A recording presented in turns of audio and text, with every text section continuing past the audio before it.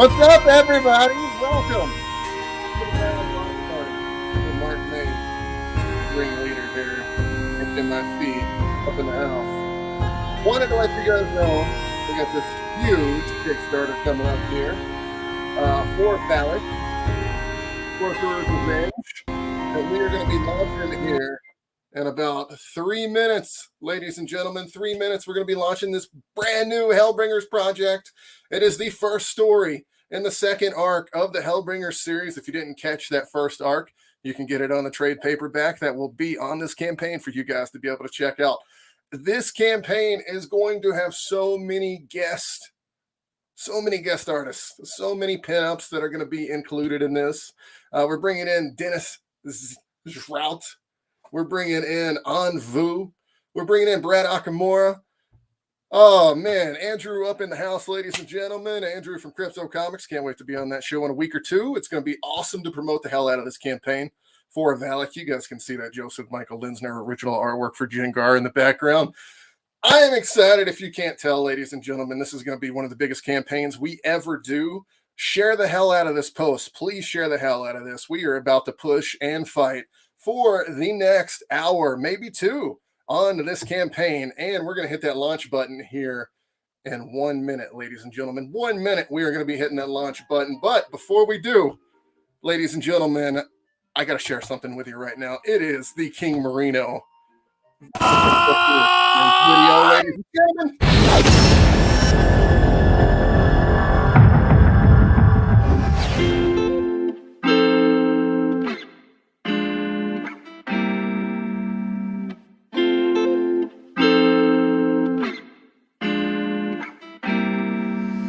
Phallic's woman was taken from him by Samoan guards who caught her out there breaking capo laws, beaten and left for dead. While they took her, he started asking the gods for strength and they gave him the hookup. He took that power and slayed the gods and got his woman. The only problem was he couldn't control it and slayed his woman. The time passed, then he entered into a tournament against Kimono, the great white shark. He took his soul-sucking powers and came out with the win.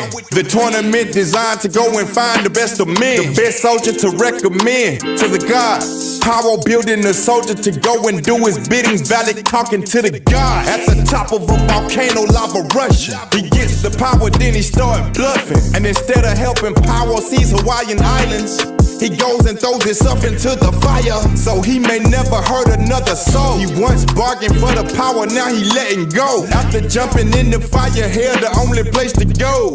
He became the sorcerer of all sorcerers, and Lilith's right-hand man, to level Ravana, ready to get revenge on Beelzebub wherever he stand. Where you at, bro? What's up?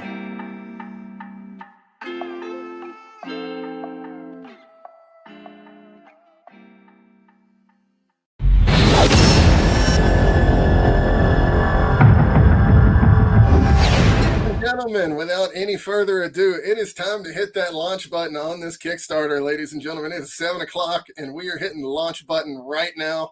I am so excited for you guys to open this up and see it. Boom, there it is, ladies and gentlemen. We are launched. Let's get that project rolling, baby. It says, congratulations, you're live. There it is, ladies and gentlemen. So if you haven't checked it out yet, we have a link at the bottom down here. We're also going to throw you a link in the comments. McLean McGuire says, congrats. Awesome to see McLean on here. He's been a former Hellbringers guy. What else do we got for you? What else can we get? Oh, I know what we can get, ladies and gentlemen. The interior artist for the project, An Vu, and Brad Okamura, ladies and gentlemen, coming into the studio for the first time ever. Mr. Brett Okamura in the house down here. An, coming back with us. An, how you doing? I'm doing well. I'm excited. We're finally launching. Yeah, it's a big day for us. A big day we've all been working so hard for, especially Brett and An. Brett, more than anybody, I am so happy to have you on the show, man. I haven't actually had a chance to talk to you in person in a long time. We have been working our butts off on this for about 3 months. Right, Brett? Yeah. Yes. Yeah. Very hard. Yeah, we have. Especially you, my friend. You are absolutely killing it. Rafael Tavares Jr. comes on here and he says, "On Vu, what's up? What's up, Rafael?" What's up, Raphael? Hey, what's up? Glad to see you made it. So the first thing I wanted to start talking about with you guys, since you guys are the first guys that are going to be on here tonight, you guys are the two that are doing interiors. This is a fun question I always like to ask, and we're going to start off with it. What was your favorite part, or is your favorite part right now of the experience that we're having, and your least favorite part? Brett, I'll start with you. You know already. Page 2. Page 2 and 3. The spread. Oh, it's kicking my behind. Page 2 and 3 is a pretty delicious double-page spread, ladies and gentlemen, that you're going to be getting in that Valak book. Also, the thing with Valak that's so cool in this story is it's actually 2 stories in one book. It's going to be over 30 pages with no ads. So you'll get a book sometimes it's got 18 pages, 12 ads. I mean, just disgusting. Not us, ladies and gentlemen. We're going to be giving you nothing but story. You're going to absolutely love it. I can't wait for you guys to come in and check it out. You're going to have a great time with everything we got going on in this book. Give us a chance. We are going, and I'm going to ask everybody out there, I'm going to ask all the artists that are watching right now that we have on here, please share the heck out of that link that we just posted. And we're going to post it in the comments right here. That way we can start getting this bad boy funded. I am not going to look at the Kickstarter for the next 10 minutes. That's how I like to roll. Even if we get funded in the next 5, I'm just telling you. I want to get this link out to you guys. That way you're able to check out the Kickstarter. So I'm going to throw it in the comments. Let's see. Connie Jolette says, aloha, ladies and gentlemen. So we're getting the folks in here. We're getting the folks. Here's the link right here for the Kickstarter. I just posted it in the comment section there, so you guys can check it out. I'm going to throw it on the Facebook page too. I ask everybody that's participating right now in the stream, and then also our artists that are on the show right now, please share the heck out of this link. That way everybody sees your beautiful artwork and we get it out to the world. We're going to be talking about all sorts of things today, guys. One of the other things, first off, I got to get that question back to you. What was your favorite part and least favorite part of working with me on Bushi Kawaso and Onioka? Favorite part is I get to help doctor the story together, where we run into with kind of problems with the storyline, and then we get to problem solve and fix up so that everything matches together on the script. So I enjoy that, and then and also it delves into actual history. So I love historical information. So I just go out there and I get to research that. Least favorite parts, I must say, I'm gonna not be drawing samurai for a little bit after this, because all the details in the suit, and if you've seen a little bit of the pages that we're putting out lately for promo, you see the details on there. I try to keep it as consistent as possible. So I'm checking every single page to make sure they line up. And God. Robin Fuller, how you doing? On back to what you were just saying, it's funny you bring that up, because I actually made you a video today that I want to play right now for everybody with exactly what you were talking about. So without any further ado, ladies and gentlemen, this is the Hellbringers debut of Bushi Kawaso, the hype video.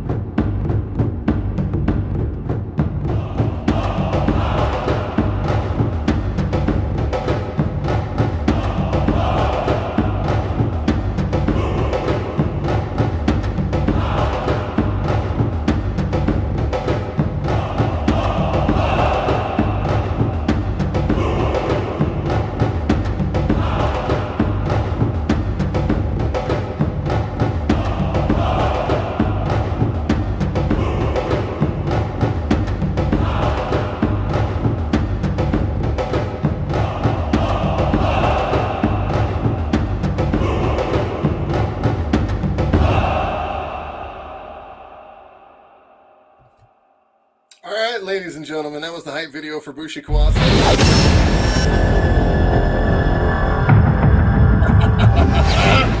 That was the hype video for Bushi Kawaso, ladies and gentlemen. Without any further ado, I don't know if you guys saw that sweet cover that hit right after On's work, and On's work was beautiful. I don't know if you guys saw that. That was freaking sick. But that was On stuff. And she's, what's so cool about her is she's right. At one part during the script, I was so caught up and busy with everything that we were doing as a writer. I actually helped her, or got her to help me with a segue for what we were doing in the story. So On, this girl's great, y'all. If you get a chance, work with this girl. But I don't know if you guys saw that cover at the end, the first one. It was my main man here, Mr. Yes. Stephen Palava, ladies and gentlemen. Steve, turn your mic on, brother. Turn your mic on, Steve. There you go. Steve's at the beach right now, ladies and gentlemen, as a ghost. He's actually dead. That's why you can't hear him. A little jealous of the other Hawaiians in the house. What up, Steve? What is happening? How you guys Mile doing? High Island in the house, ladies and gentlemen. That beach. Yeah. It's a very That's popular Magic beach. Island, right? It's right outside the convention center. Right by the right at the end of Waikiki. Yeah. That's Magic Island. Yeah. Magic There Island. was like three weddings out there that day. And then, guys, also Mr. John J. Murakami joining us again for what? 2 weeks in a row? This guy's a legend in the house, ladies and gents. Also, I don't know if you see the background art for what we have going on. This is actually John's Virgin cover, double page spread Virgin cover. The only way you can get it is on the Kickstarter right now, ladies and gentlemen. It is going to be one of the most legendary Hellbringers covers of all time because it has like 120 of the Hellbringers characters in each different scene that me and him mastered together ourselves. And ladies and gentlemen, one more special guest to bring on right now without any further ado, Miss Mog Park. Mog, Hey. how are you? Hey, how's it going, man? Sorry, guys. I'm so heavily medicated right now. Yeah. It's great to have you on the show. Thanks for being on. We were just showing off a lot of the amazing artwork, and your cover was one of them at the end of the video. Mog, can you tell us a little bit about your process on the cover and what you thought of working with us? Wait, are you asking me? Sorry. Yes, ma'am. And I'm zooming in. Look at this amazing dragon, ladies and gentlemen, that she's drawing. Yeah, I have work to do. For your Hellbringer, it was interesting because I did a lot of research. I would say the Gothic elements, and yeah, I think we went back and forth with some of the ideas, and then I ended up doing the pencil work.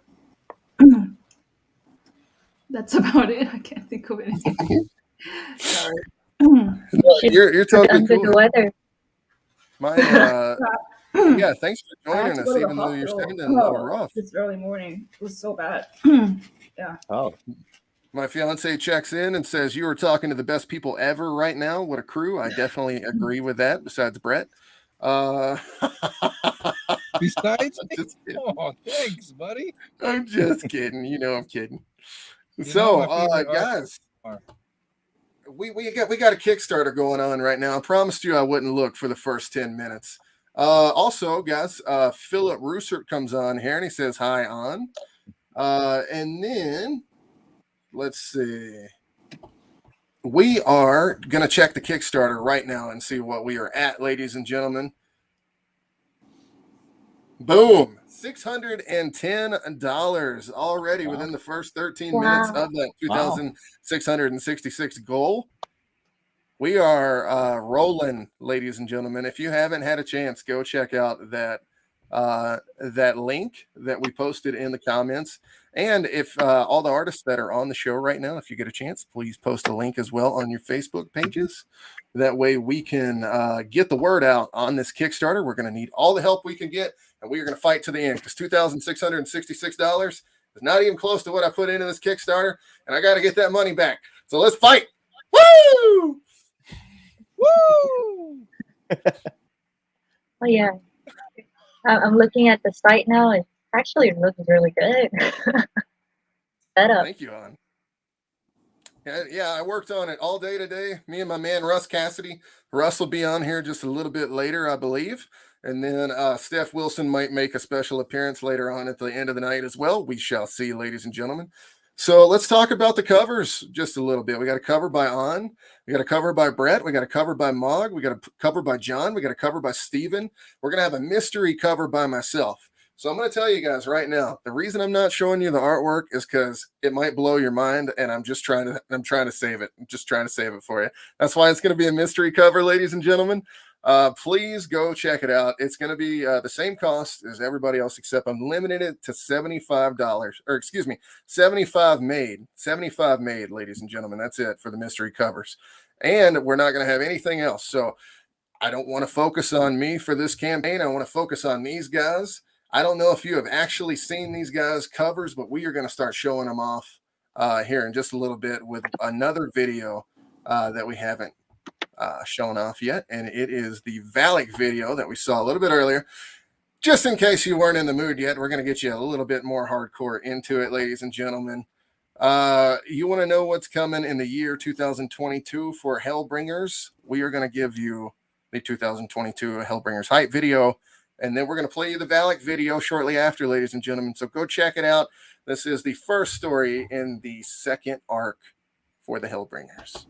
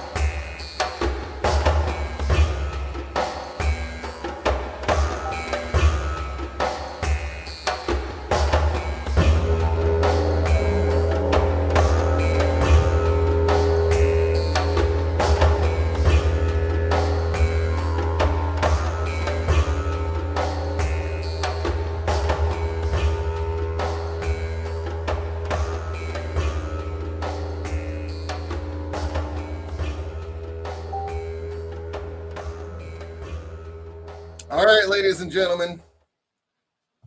Let's see. That is the Hellbringers 2022 hype video. These guys on my right are all Alec project that we just launched tonight. We got a ton of viewers tonight, ladies and gentlemen. I haven't even shared to any groups yet. We got tons of viewers. We've already almost got funded.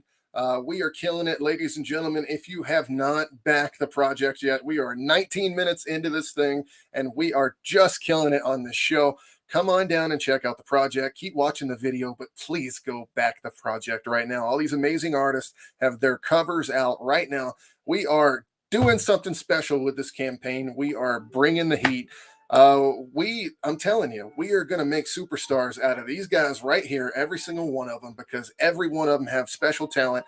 They are incredible to work with, and you guys know me. I'd tell you otherwise. So without any further ado, let's get some of these guys back on here.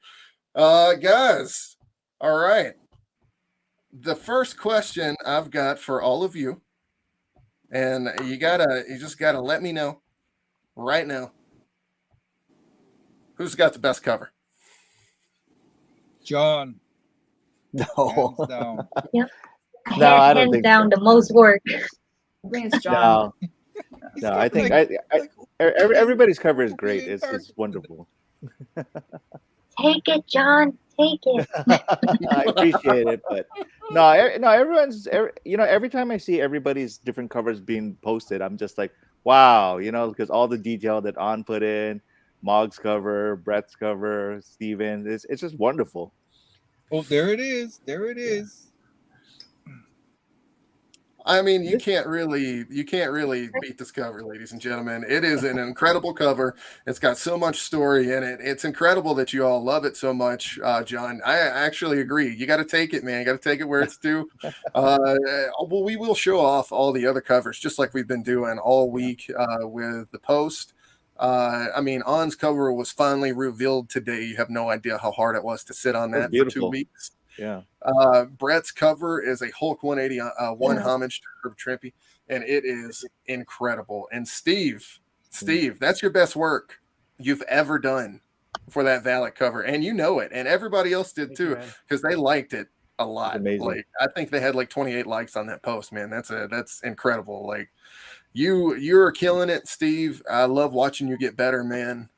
So anybody that's out there that's listening, if you haven't checked out Steve's cover on that, Steve, I think your mic is muted, isn't it? You're in Hawaii right now, so nobody can hear you because you're in Hawaii. I turned it on. I'm very used to turning it on and turning it off, so you don't hear the two little ones in the background arguing over who gets to eat the last cookie. Because that's what happens here. You guys have like studio setups and stuff. I have a daycare center where I have to manage the little ones. Nice. I'm streaming from my car. I mean, yeah. That's how it works too. But Brett's your car's doing in great, Hawaii, man. bro. Yeah, I work like right up. My building is across the street, and I was supposed to finish at 5, but I took an hour off just so I could come promote this book. Very cool. Ladies and gentlemen, if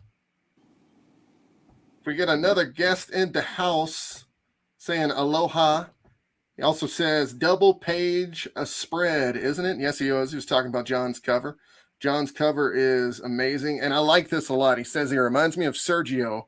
I think he's talking about Aragonis, and I think Sergio that's an Aragonis. incredible comparison for sure. Flattered. That's a huge compliment for Definitely. sure. Steph Wilson says, hi, Adina. Steph's in the house, ladies and gentlemen, on the comments. Adina is actually out shopping for a washer and dryer for a new place right now, ladies and gentlemen, while I'm at home doing all the hard work. You know what I mean? So just throwing that out there.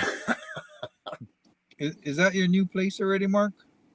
No, sir. No, sir. This is still the old one. I can't wait to get out of here. It's going to be incredible. Incredible.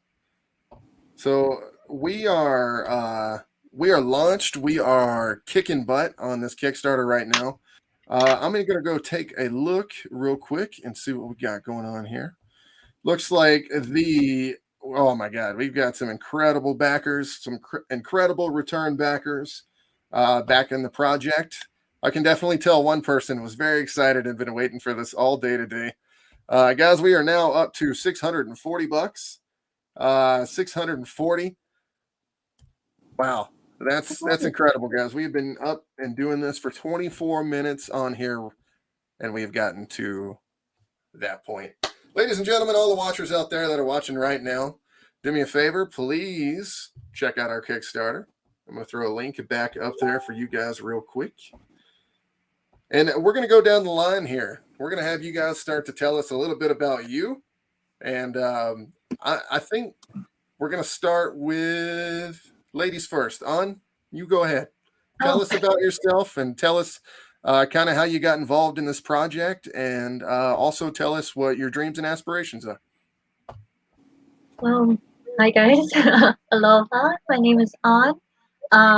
And I am an illustrator. I started getting into comics about 3 years ago, and I got into it all thanks to actually my encounter with Mock Park about 3 years ago.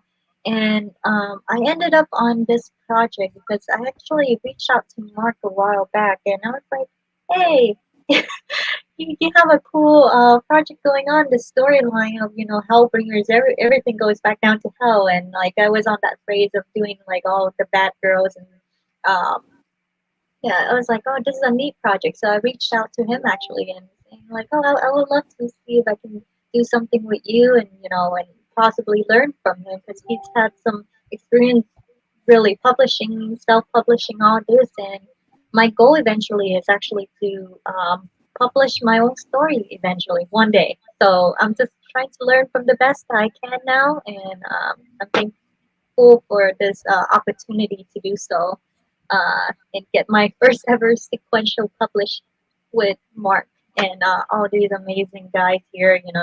I know Brett, I know John for a long time too, and I've seen Steve's work, and that cover is mwah. I like it. But yeah, grateful. Well, thank you. That was an amazing answer, probably the greatest answer of all time. Can't feel any better than how I feel now after what you just said. Just saying.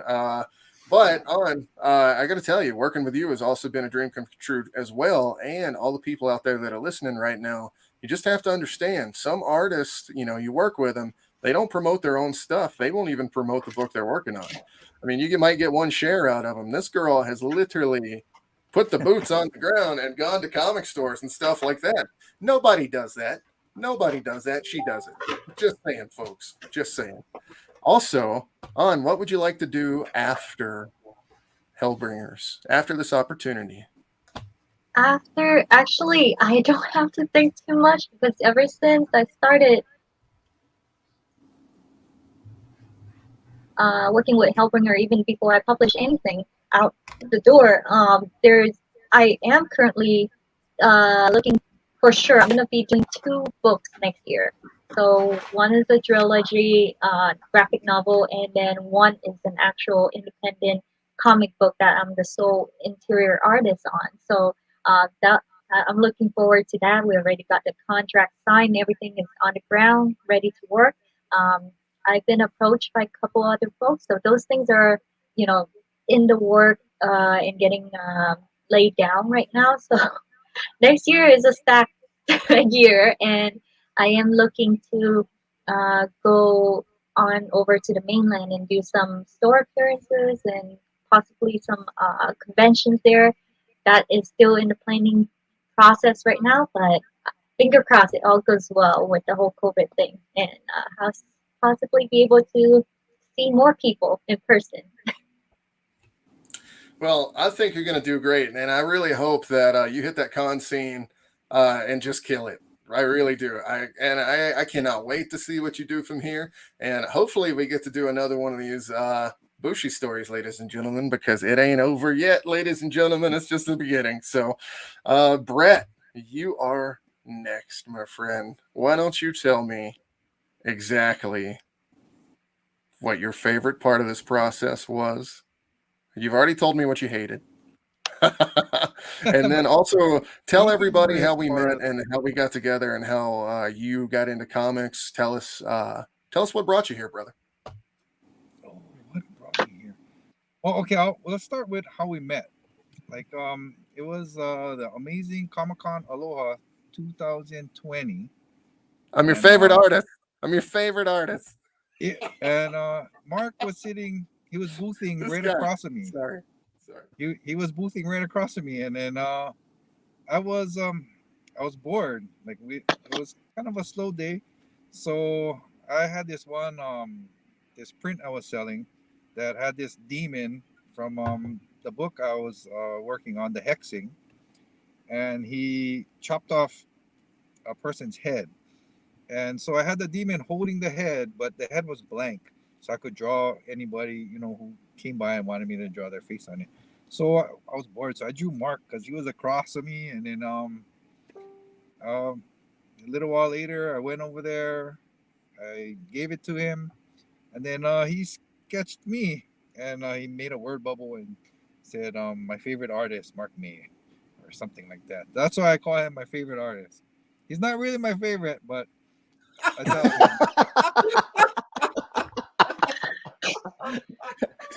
Everybody knows that, anyways. Everybody knows. That was supposed to be the quiet part. Oh no! I'm I straight. I I'm knew up it with since the Mark. first time he said it, John. I'm If just I saying. think it sucks, I'll tell Mark it sucks, and then he told me, "Oh, you're supposed to do that privately, not right in the comments." I'm like, "Oh, sorry." I gotta tell him all the time. I'm like, "Fuck, Brad, what I the fuck do it. you I doing, do it all man?" the time. I'm up and up with everyone. I love this guy. So just so you guys know, I love this guy. But Brett, tell us a little bit about yourself and your experience in the comic industry and what you guys are basically about. Where you do with the art, my friend. Well, I was really into comic books when I was growing up.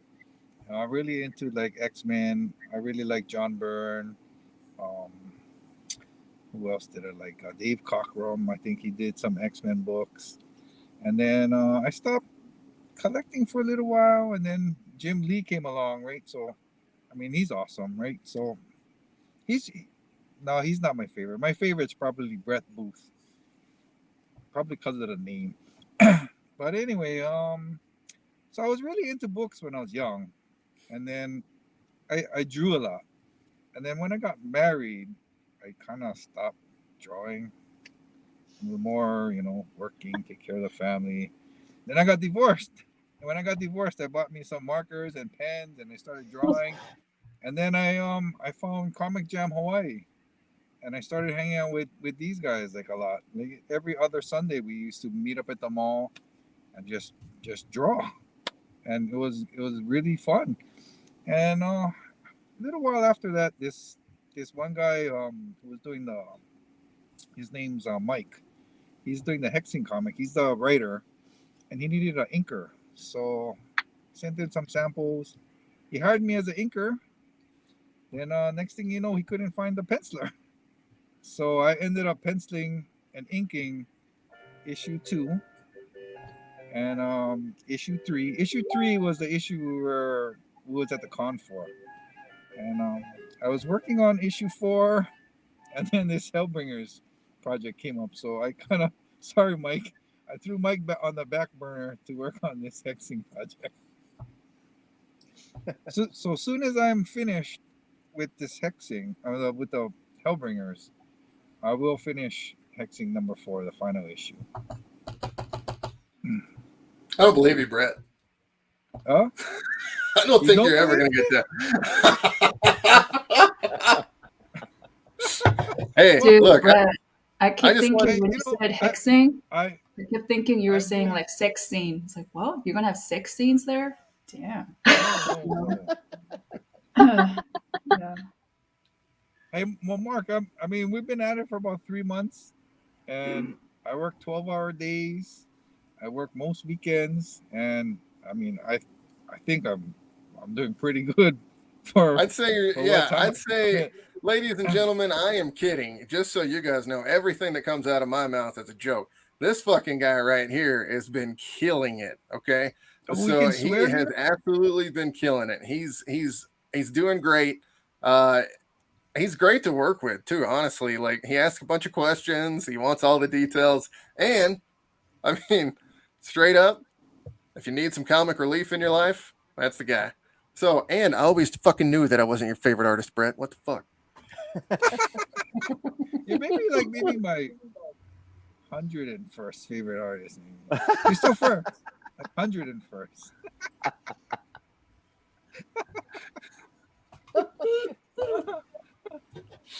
Whatever. I give you opportunities. That's what you do to me.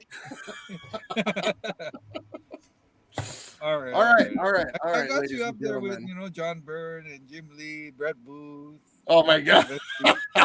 I'll put you up there with Whatever. John whatever. Murakami. John Murakami Oh. is like, he's up here too, Well, he is now after this amazing Wow. cover that we see behind here with all this cover Steven, work and right here, Brett, right? yeah.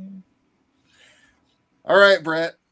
What is your main goal in comics? What do you want to do from here, brother? What do I want to do from here after this book? Well, I just want to finish the hexing, and then I want to sit at the beach that Steve's at. I think we all want to be at that beach, ladies and gentlemen. I possibly could put my iPad down and drive there, and then stream from there if you want me to. No, I mean, dude, it's about- don't rub it in, man. Like it's like a 30 degrees 25-minute outside drive right from now there, in yeah, hellish maybe 30 Colorado. minutes, So depending on traffic. Hey, pick me up while you're at it. We can get the same shot, Steven. This is the Ala Moana Beach, right down the street from the mall. So there's an LSL right behind where I took this picture from. So go get some plate lunch, bro. Yeah. You been to the islands before, Steve? Yeah. Yeah, I went. I was there for. I did all the Amazing Hawaii shows except for the last one in 2020, and I still have family out there. My mom's funeral was back in 2017, and went back to visit my brother a couple probably times. met. He lives in Honolulu. have y'all not met this guy? This was the I- first guy I ever met on the con scene. I've ladies been and to all gentlemen. those Stephen cons. Fawala I is the don't- reason I I am don't- here. If it wasn't for that guy at the bottom right, there would be no Mayhem Show. There'd be no Mark May. There'd be no Valak Kickstarter right now, ladies and gentlemen. That guy down there got me in my first ever convention, and he knows all my deepest, darkest secrets, ladies and gentlemen. I'm just saying. Yeah, we buried all the bodies together, bro. Ah, I know. It's possibly by the beach behind him. Speaking of awesome killer weapons, ladies and gentlemen, look at one of the ones that actually inspired the one of the weapons on Onioka, ladies and gentlemen. My actual custom-made samurai sword with a black and red Damascus blade, ladies and gentlemen. Just saying. I'll cut your arm Oh, off. Wow. I actually used his swords right there. There are two of them. I actually used both of them as reference in the book. So I really appreciate that, on because that really puts that special touch on there. Ladies and gentlemen, that's the stuff I'm talking about. Those little details, that'll make a publisher sweat, ladies and gentlemen. All right, Mog, we are coming to you, and we want to know all about you, Mog. Tell us where you been, how you got into comics. Tell us the story. Give us the story. Where have I been? California. That's where I've been. How I The got comic into relief. comics. I do a lot of. I mean, you can say I'm a freelance illustrator, so I do a lot of illustrations for various companies, like various industries, like gaming, commercial, books, and even like comic illustrations, like comics. So I was doing all of that except comics, and then naturally, as I kept going to the convention, I got approached by publishers to do their covers, and then that's how I just kind of stumbled into comics. But what's really advantageous is having a having a manager, which is Mel, who really is in the know, like about comics. He loves comics, so he's like my huge reference books for that. And as for comics go, ever since I mean, first of all, I am an illustration major, so I just study art.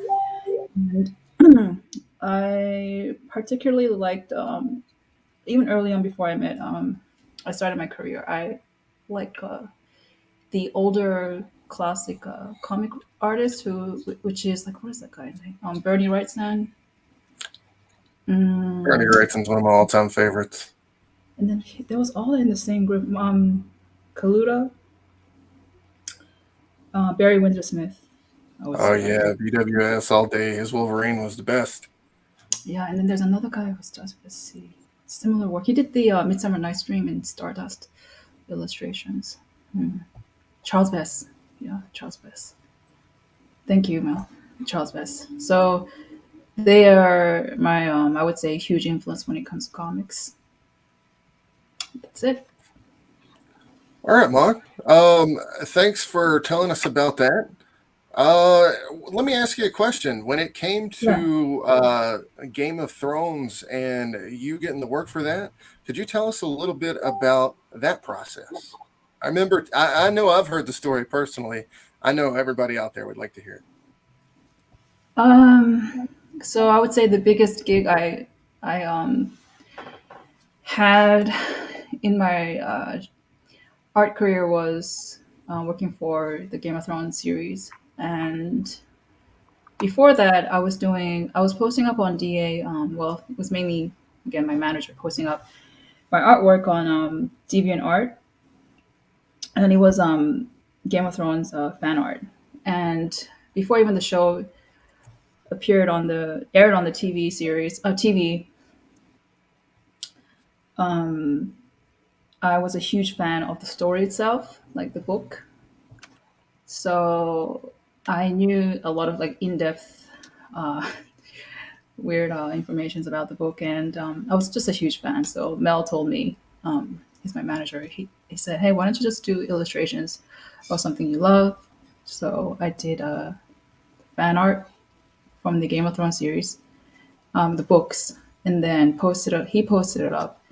And then within a year, I got noticed by that's when also, right after that, HBO aired their series of Game of Thrones. So it was like it was just coincidence, I would say. And then from then on, they noticed my work and they contacted me. The marketing team first contacted me and said, "Hey, we like your work. Can we use your art as a promo for like some kind of fan art section?" I said, "Yeah, go ahead." And then the next year, early spring, they emailed me, "Hey, we're interested in your work. Would you like to work for us?" But the funny story is, back then I was notorious for not checking any kind of messages. So by the time I saw that email, it was, I would say, 3 or 4 months late, and that's when we responded to them and say, "Oh, I'm so sorry, I missed this email. Yes, I'm interested." And then by then the show was already running. So the next year, the showrunners, when there was a new series, they were gearing up for the new series. That's when they approached me and again said, "Hey, you want to work for us?" And then I went through some kind of audition. Believe it or not, they would put you through an audition, whether you're an artist or an actor. It's the same thing. Contract is the same. And then I got hired by them. So yeah, it was really fun working for them from season 3 and then all the way to season 7. I didn't work on season 8, the last final season, which I'm kind of glad I didn't because that season punked. But yeah. Thank you for sharing that with us, Mog. That was incredible. And Mhm. guys, as you know, I like to call Hellbringers the Game of Thrones in hell when I try to sell it on a pitch. So, speaking of that pitch, ladies and gentlemen, if you have not heard it yet, let me tell you a little bit about it. Hellbringers is a story about all of God's unwanted creatures put in a special place in between the earth's crust and the mantle.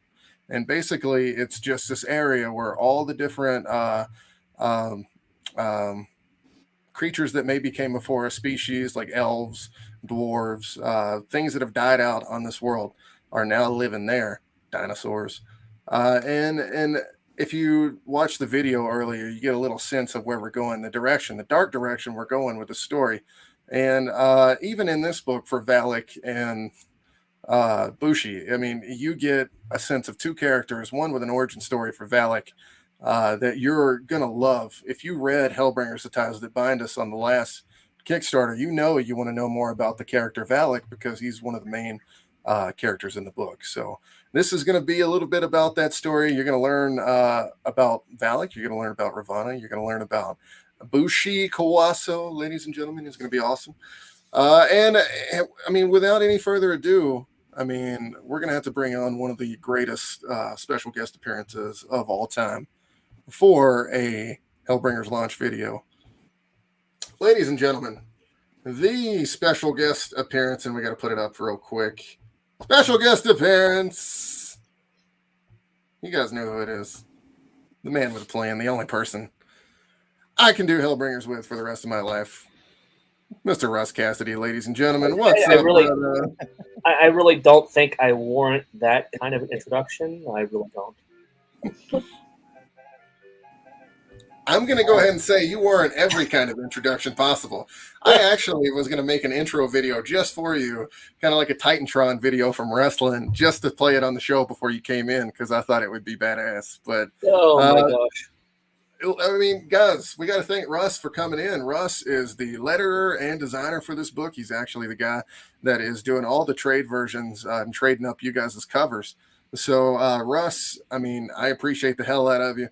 I gotta have you tell me, my friend. We just had Mog talking about all the awesome stuff that she has done in her career and how she got here.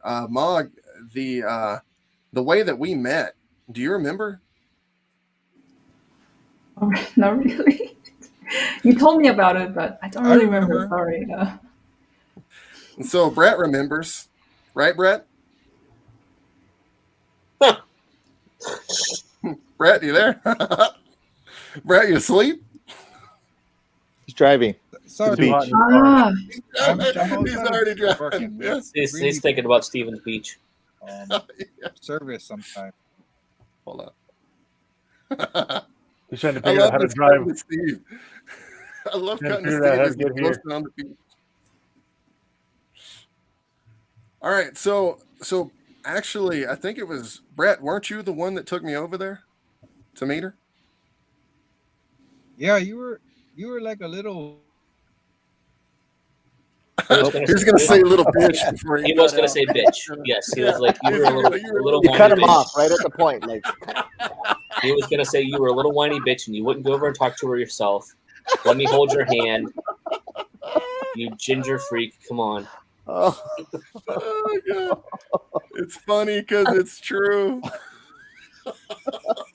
he's back. Go ahead, Brett. Sorry, I have really bad reception right And you're- outside of my workplace, so it cuts in and out every once in a while. Trust me, it was awesome. So did someone tell the story? Yeah, we said that you called him a little bitch and took him over to Mog. Yeah, he was like a little schoolgirl. He was like, "Oh, it's Mog, it's Mog, it's Mog." I was like, "Come on, let's go meet her." Oh, wait, oh, and he was like, "Oh, nervous and stuff." I took him over, and that's how they met. man, I don't know. No, it was the end of the con, I think. It was the Sunday end. Dude.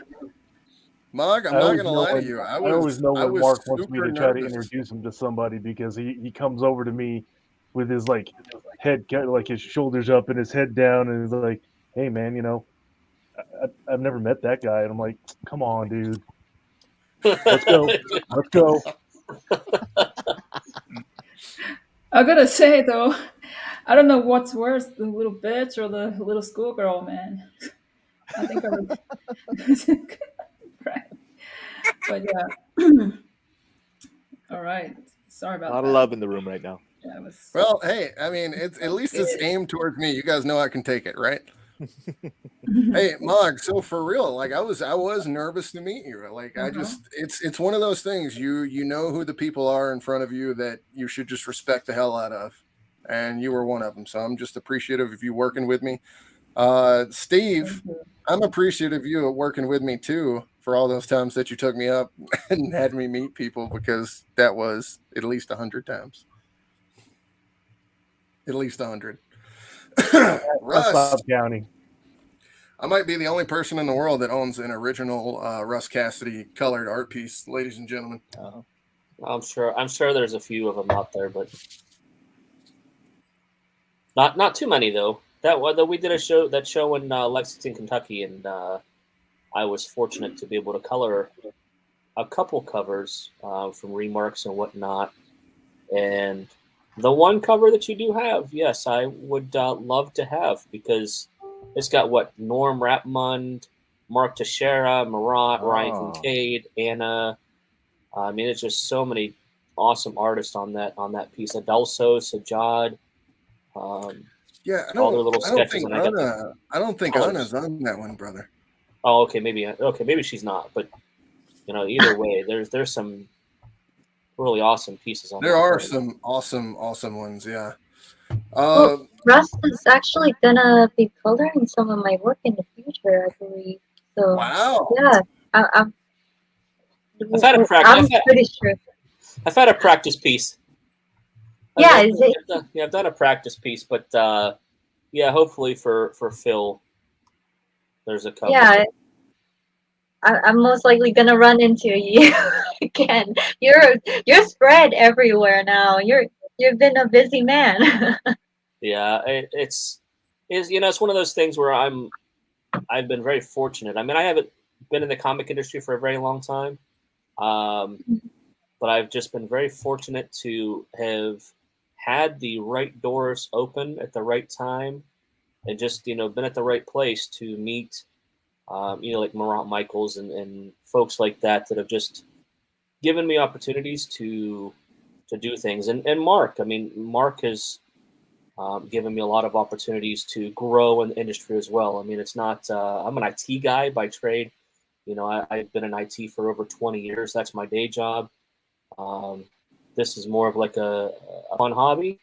I like to try to keep it fun. Sometimes it's a little stressful, but now I'm actually using all the funds that I get to. We're going to be, my wife and I are doing our own book to begin early next year. So yeah, so that's now all of these little jobs doing things for people is coming back around, so that people can do covers for me and whatnot, basically offer their repayment through, including Mark, yes.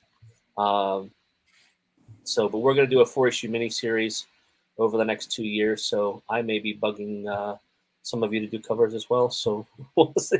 It's one of those things where if you meet people, right, that are that do good work and are easy to work with, that's who you want to work with. I mean, it's you don't want easy to work with folks are the ones that are the most important. That's right, and that's what it's about is paying attention. Gathering information from other creators, other publishers, on who's easy to work with, who does good work, who turns stuff in on time, that kind of stuff, and doesn't give you flack for some. I mean, edits suck, but every once in a while you have to edit something to make sure that it looks right. Every creator has a different view of how they want something done, and so you have to respect that, because it's it's their creation, it's their child. So, and then just remember, ladies and gentlemen, that if you don't respect it, there's always a solution. Just saying. That's the. I'm kidding, guys. Jesus Christ! Didn't mean to suck the life out of the room. That's the wrong sword for a Scottish beard. You need a two-handed I watch claymore. Highlander. I watch Highlander. I know you can just use any goddamn sword you want to use. It's okay. All right, so we're going to be moving on with this one. John, it is your turn, my friend. Tell us a little bit about yourself, how you got into this industry. Tell us about what you do. We talked a little bit about it last week, but for all the people that didn't check out the Mayhem Show with John last week, you can go ahead and catch up a little synopsis right here. Well, I'm a freelance cartoonist here in Hawaii, and I do mostly comic strips. And I do a regular comic strip called Calabash, which is in our newspaper here in Honolulu, Hawaii, the Honolulu Star Advertiser. And I also do a comic strip called Generation Gap, which is also in the Hawaii Herald. And so I pretty much do like 4 comic strips a month. And I do a lot of various artwork, illustrations, shirt designs, logos, and so forth, all in Hawaii. And yeah, that's basically what I do. But I got into comics. Probably the earliest thing I did was probably like fan art. Company called Udon. They do some work with Capcom. So I submitted some artwork and I got into the Street Fighter tribute. Then they called me back and I did some work for the Mega Man tribute and then the Darkstalkers tribute. And well, actually, no, wait, I take it back. I didn't get into that one. But then I got into some of the other ones. And so I've been doing like a lot of like follow-up things in there. And just recently in issue number 20 of Usagi Yojimbo, Stan Sakai put one of my illustrations in the back as a little piece, promoting it. So that was kind of nice as well. But wow, that's huge. Yeah. And I don't think we actually talked about that last week. No. Stan is a great guy. And he's also from Hawaii. So we kind of tied that together. But for the most part, I do comic strips and more humorous things. So when you approached me with this project, I kind of raised an eyebrow and I said, "Are you sure you got the right guy? Because this seems a little bit more serious." And when you told me what it was about doing the whole Where's Waldo kind of thing, the first thing I said to you was, "Hey, did you get Brett to do it?" Because Brett did that whole insane cover with all his friends, and that was definitely right up his alley. But it was fun. It was fun working on this. I didn't know anything about the series. I didn't know anything about the characters. And the biggest thing is like when we did it in pieces, the biggest thing that I wanted to do was to surprise Mark. So when we had Mark kind of set up, he wanted these characters together, this character doing this character kicking someone on the nuts, this character hitting this person or whatever. But I wanted to go a little bit further and make some kind of a small gag. So like if the characters were on the poker table, maybe something's happening, or if someone's around the tiki bar, something else is happening. In the upper left, with the am I saying this right? Demo Gargano. Demo Gargano, my friend. I'm sorry. Well, I want, because we wanted to throw in all the characters. So I had the alien invasion flying saucer hit him in the head.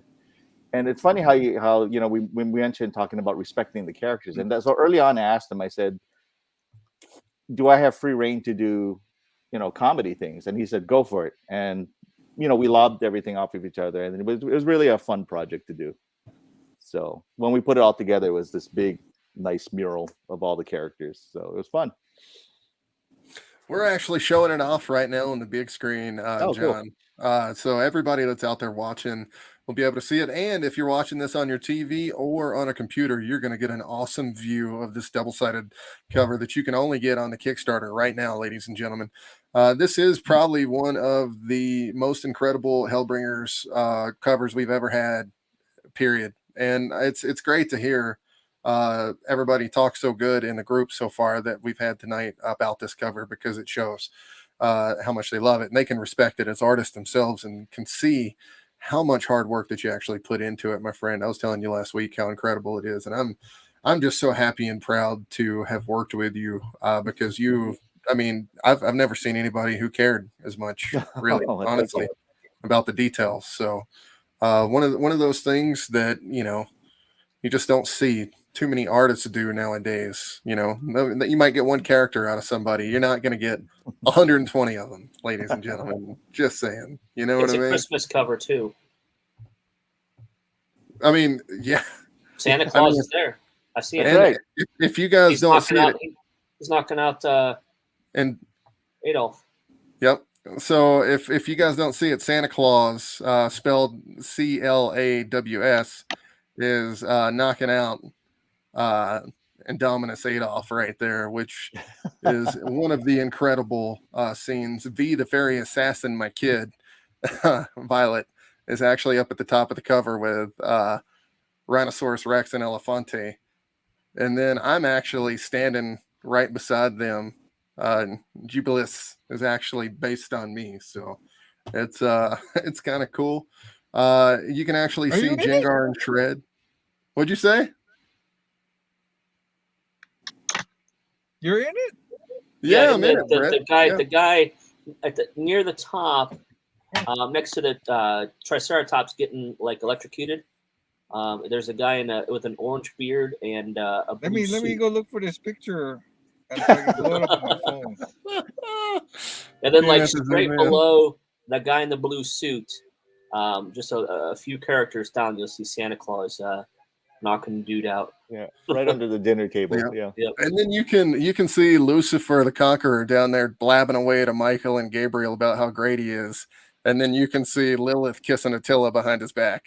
That's his wife, ladies and gentlemen. Just saying. I mean, we put all sorts of, amazing details, fine details like that in it. And John went with it. Jengar and, Brutus and Shred and Captain Dreadnought are playing cards at the table while Hellpug's getting a drink at the bar next to Dick the Lionheart, who's with all the ladies. I mean, you could look on this cover, literally everywhere has a scene where you're just like, what the hell is going on? Like, and it's incredible. Like all of it's incredible. I'm so proud of you for this one.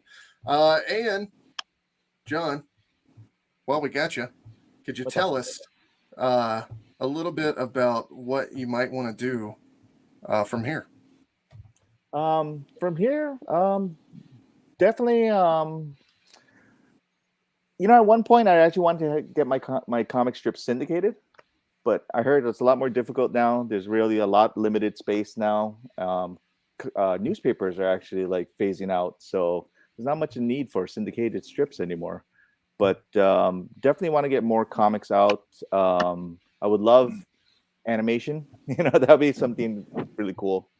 I think my ultimate goal is like to have one of my characters like on a cereal box. You know how they have like those knockoff things like Star Wars the cereal or something like that. Yeah. You need one of those. Hellsbringers the cereal. It would taste spicy for sure. Exactly. Chili powder in it or something. I don't know. Cinnamon and chili powder. That's That Hellbringers. sounds gross. Yeah, it does. And you have to pour The like The box would look awesome. The milk. box would look awesome, but the cereal tastes horrible. You just collect it for the art, box. not for the cereal. Yeah, little marshmallow shaped like different skulls and characters. I like it, ladies and gentlemen. We'll go straight Frankenberry with this. Just There saying, you go. Hellbringer's berry right there. That's ladies when and you know you gentlemen. made it. That's when you know you made it. Well, I just hope that I get to be as big a superstars as every single one of you that are in this panel right now, because I know for sure every single one of you are going super far. So you've all worked really hard. You all deserve to get printed, and I hope we do. We are sitting at $746 right now, ladies and gentlemen, on the first night. We're an hour and 3 minutes into this amazing program. Haven't had a chance to actually share out to groups, and I will definitely do that when we get off the program. We'll share the links and let everybody know that we're live, because I have been trying to run this crazy show. But since we got everybody's attention full and loud right now, how about bringing up a graphic of all the different covers? Ladies and gentlemen, these are the different covers that we're going to have on the campaign. Andy Lee, who can't be joining us tonight, is at the top right for the Bushi campaign. We're going to be watching that Bushi video again here in just a little bit, along with the Valak video. And then Mr. Stephen Bulava, his cover is up at the top. And you can see, if you're watching on TV or your phone, if you just give it a little zoom there, how amazing that cover is. Steve has progressed so much in the past year of working with me, and I promise it's not me at all. It's him. His drive and determination is absolutely just killing his learning curve for this artwork that he's been putting out, and I love seeing him have a chance to do covers, and he should have been doing them way before he ever got to me. So Steve, I love you. We've been doing this for 7 years. I think we got at least 20 left before we both die of a heart attack. So what do you think, man? How many more covers do you think we're going to be able to get done before that happens? I'll keep drawing every time you tell me to draw something. I apparently have to learn how to draw dinosaurs now. Is that what's happening? Yeah, you got to learn how to draw dinosaurs next. It's coming in a couple months, brother. You need to learn how to draw some dinosaurs because that's coming in 2 months. Hell yeah! When's the Hellbringer robot story gonna start? You want the Hellbringer's robot story? I gotta put to work all the years as a child spent, drawing GoBots and Transformers. I gotta put my network to good use. The Obsidian Invader is calling your name, Steve. Do you want to do some interiors? I'm just saying. How did I know there's already robots? Dude, I got robots. I mean, if you haven't checked out the Hellbringer story, ladies and gentlemen, dinosaurs first, then we can do robots later. Yeah. If you haven't checked out the Hellbringers card game, ladies and gentlemen, we have 150 characters in the Hellbringers universe already. We've got about 9, I would say, that have debuted of that 150 in the comic book. So, I mean, the sky's the limit for what we can do with Hellbringers. We could literally do this for the rest of our lives if we wanted to, making these comic books for Hellbringers, because that's how many there are. But Steve, I just got to say, man, I am looking forward to that dinosaur cover for Jengar for the next book, brother. But without any further ado, y'all go pick up this beautiful cover for Valak right here. If you haven't checked out the Kickstarter yet, the link is in the comments. And then all our friends that are on the video right now have already shared the link as well. So you'll be able to check it out on their pages. We got Steph Wilson and Carrie Ann in the middle right, up at the top right there. Steph and Carrie couldn't join us tonight, but they send their love and they're great people. I met them in person a couple weeks ago, or a month ago already? Wow. Rhode Island Comic Con. Yeah. I was able to get them into their first Rhode Island show, and they had a great time, and we all went out to dinner. And, I mean, it was great to meet them. I'm sorry, I'm laughing at this comment. Dell says we need dinosaur Terminators. Well, you got it in Hellpug. So if you haven't had a chance, ladies and gentlemen, Rhinoceros Rex, but he's blown up. So Mel says, hey, Steph Wilson. Steph isn't here, but if he was, he'd be saying, what's up, Mel? On is the cover at the top left. We just revealed this cover today. It's a hand-painted cover, which, ladies and gentlemen, that skill is out the window. I don't know if you know this, but you just don't get that anymore. And it is a pleasure viewing every single page that she sends me, because it is all hand-painted. It's beautiful stuff to see. You just don't see it. And it's actually done in a style that you challenged me to do, actually. All the pages are done via, here, let me move my face. Yes. Around the images now. But all the pages are done, well, even though I'm painted it, it's actually done in a ukiyo-e inspired style. So if you know, it's a Japanese traditional woodblock printing style.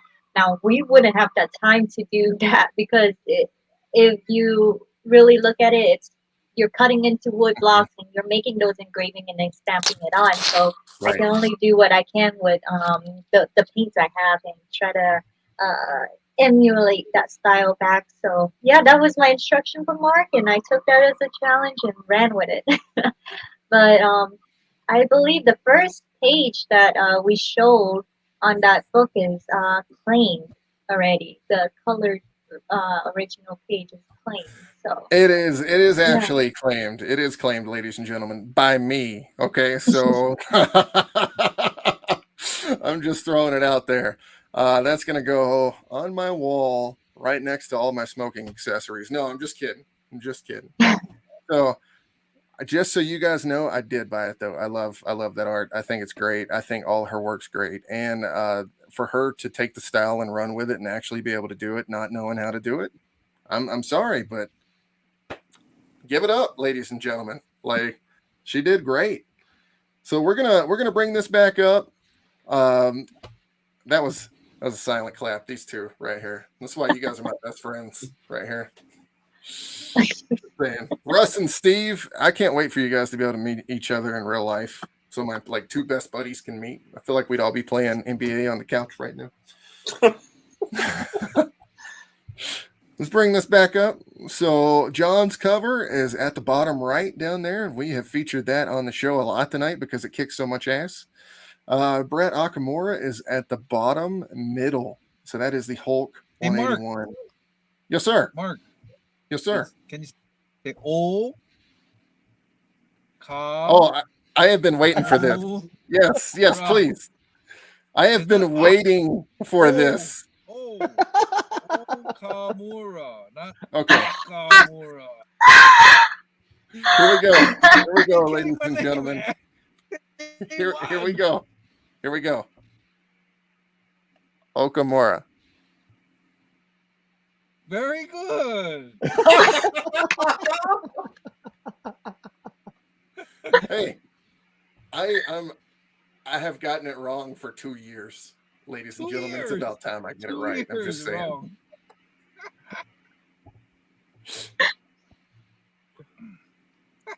it's okay. It gave you enough time to grow your hair back out, Brett. It's actually kind of short. Good thing you guys are not married. Not the divorce. Yeah, hey, I got no room to talk. I'm very happy that Adina took me because I'm telling you right now, I'd be very single for a long time if she didn't. Yeah, but you can tie your beard up over your head in a bow tie. Dude, somebody was asking a couple days ago, like, don't you wear a scarf? I'm like, no, man, this thing connects right Don't to you my wear a chest hair. scarf? I'm good to go. It's Look at Velcro. this. Look. I'm good. Like, connects. All right, so we're gonna bring up this this cover on the bottom left down here is Mog's cover. Ibrahim Adine, which was the first. I think I'm saying that right. If I mean, I slaughtered Brett's name for 2 years, so I guarantee I didn't get that one right. But Ibrahim, his colors are incredible. It was a tough process for this cover, but we were able to get it done. And I can't thank him enough for being able to color this. And I think it was 2 days is all he had Yeah, because we were looking for a he color was artist. on it, man. He was on it. When I get my cover done for the mystery cover here in a couple days, we're going to figure out who we're going to use for a color artist for my cover. And I'm not sure, but he might be on that list. So it's going to be interesting to see what happens for the rest of this campaign with that mystery cover. If you guys, like I told you, the reason you're not seeing it right here on this is because it's a mystery. And there's only 75 of them. That's the only way you're going to be able to get it. You guys see these amazing covers. You can either gamble and get one of these amazing 7 covers right here, or you can gamble and get my cover. I'm telling you right now, I might draw just a tiny itty bitty bit of a pineapple, and that might be it. That might be all you get. I'm just saying, you can either have these beautiful covers down here, or you might get my cover. Oh, You have and no idea what it's gonna be. would we be able to bring the campaign page up? I think we're almost halfway into our goal, actually. The last I checked. So We are we're going to bring it up right now. I'm going to look at it. It looks Yeah, like, 'cause wow, she's right. She you- just checked it. We are at $932, ladies and gentlemen, right now. Wow. That is Ooh, yeah, incredible. baby. For a first day for a Kickstarter campaign, for a Hellbringers campaign, Russ will be able to tell you. Russ has been on every single one of these. I think that might be the most that we've had on a first night for a show like this. Is that right, Russ? Or I believe so. Dawn of the Devil was pretty good too. So it's probably right there with Dawn of the Devil. So Yeah, Right that's there. good. yeah, I mean, because this- Awesome.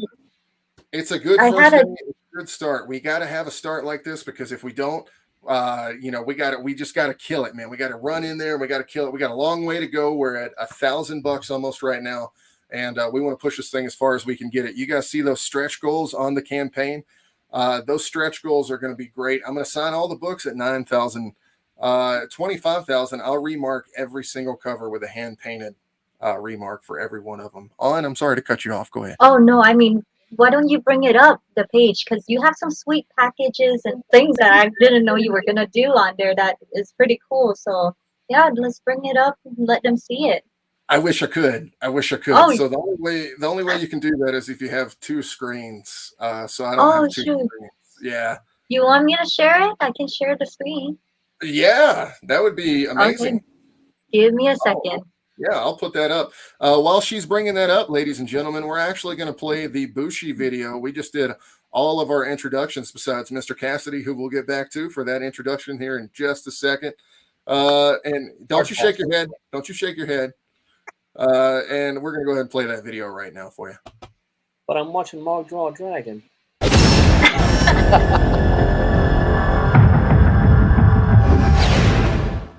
If this has a half-hour intro mark, I'm.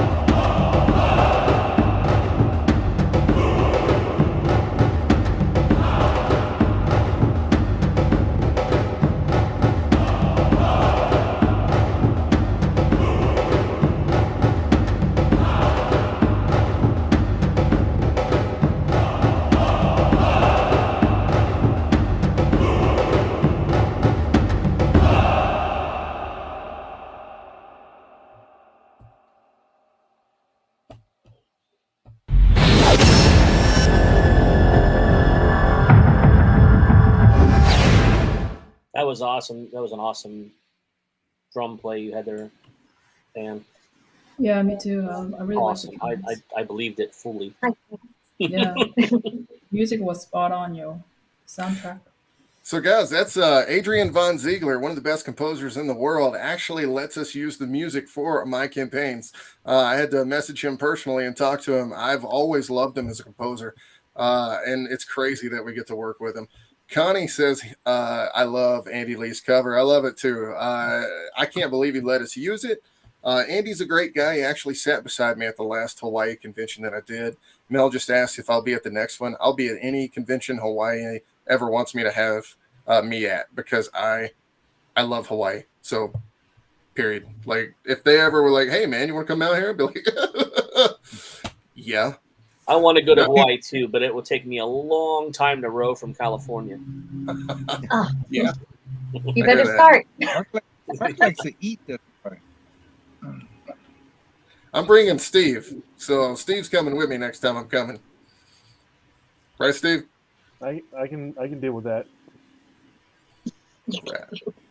All right. All right, Steve. I get to get your background pictures.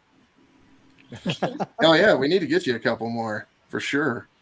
So I Ladies and shared gentlemen, it. that was On's beautiful artwork in that video. I love showing that off. We just made that video today, so that's the first time everybody's getting to see it is on the show tonight. Incredible to have $1,000 today. To be starting with $1,000 is great. Well, ladies and gents, let's talk about Russ Cassidy for a second. Russ, It's how'd probably you not get a good in? thing. Here it comes. Oh, waste of time. Here it comes, ladies and gents. Russ, I got to ask you, just like I asked everybody else on the video, man, you just so happened to come in right as we were doing this. You got to give me a comic introduction of yourself, what you enjoy about working with me on these projects, and what you Wait, plan on doing we in the have future. to do that? You don't have to. Oh man, Here it comes. we've been at this for quite a while. Yeah, we have. We So have. I think I mean, Russ, we've been doing the cards since what was it, 2018? So it was a couple months after I met Adina that we started talking. yeah, because in 2018 I got an iPad for work. I was in IT at a college, and I got an iPad, and I started coloring. Never done it before, and I met a guy on Facebook, and I started coloring his Transformer art just because it was fun to do, relaxing. And then a guy asked me, John Arroyo asked me to color sequential pages for his comic book, Lucky Shot.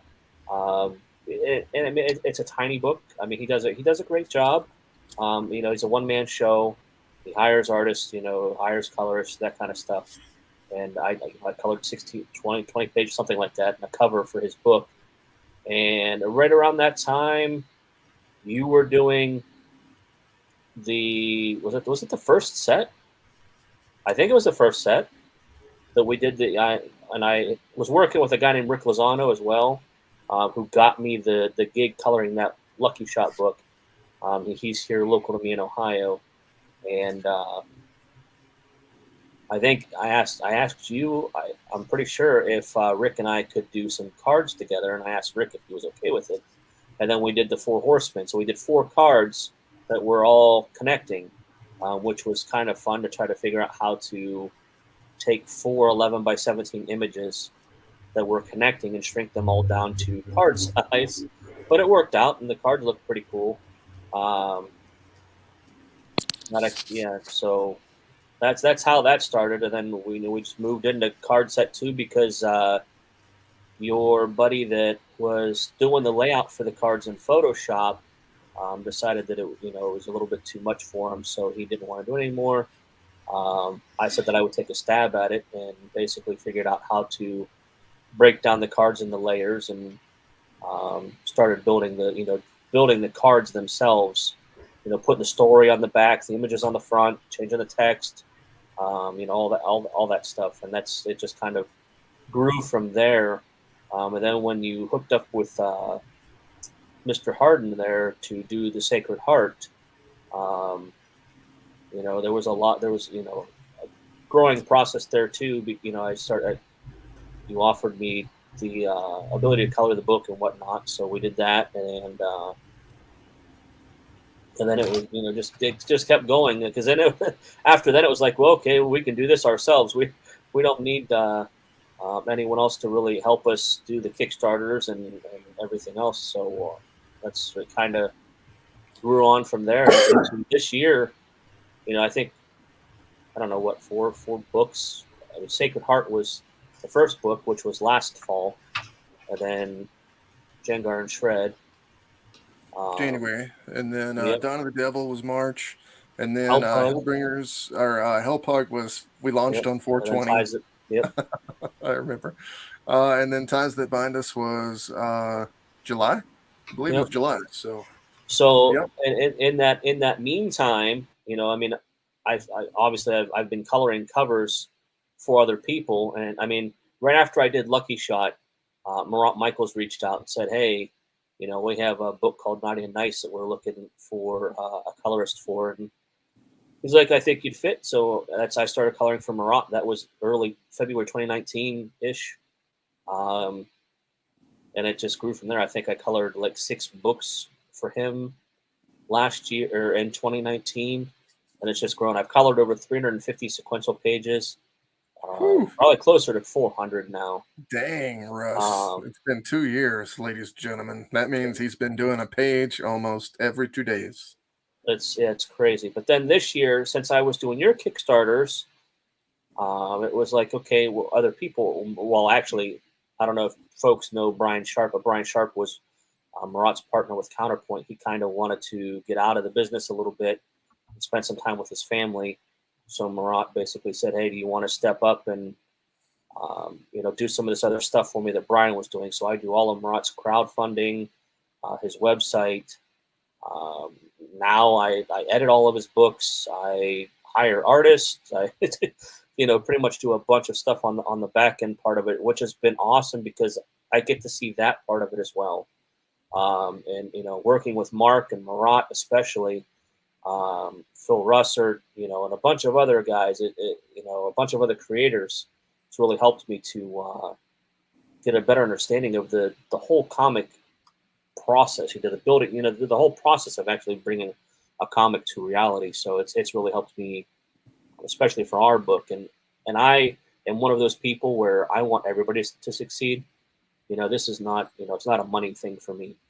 So my wife and I both have very well-paying jobs, and we do pretty good for ourselves. So this is fun. Russ, tell us about this cover right here, brother.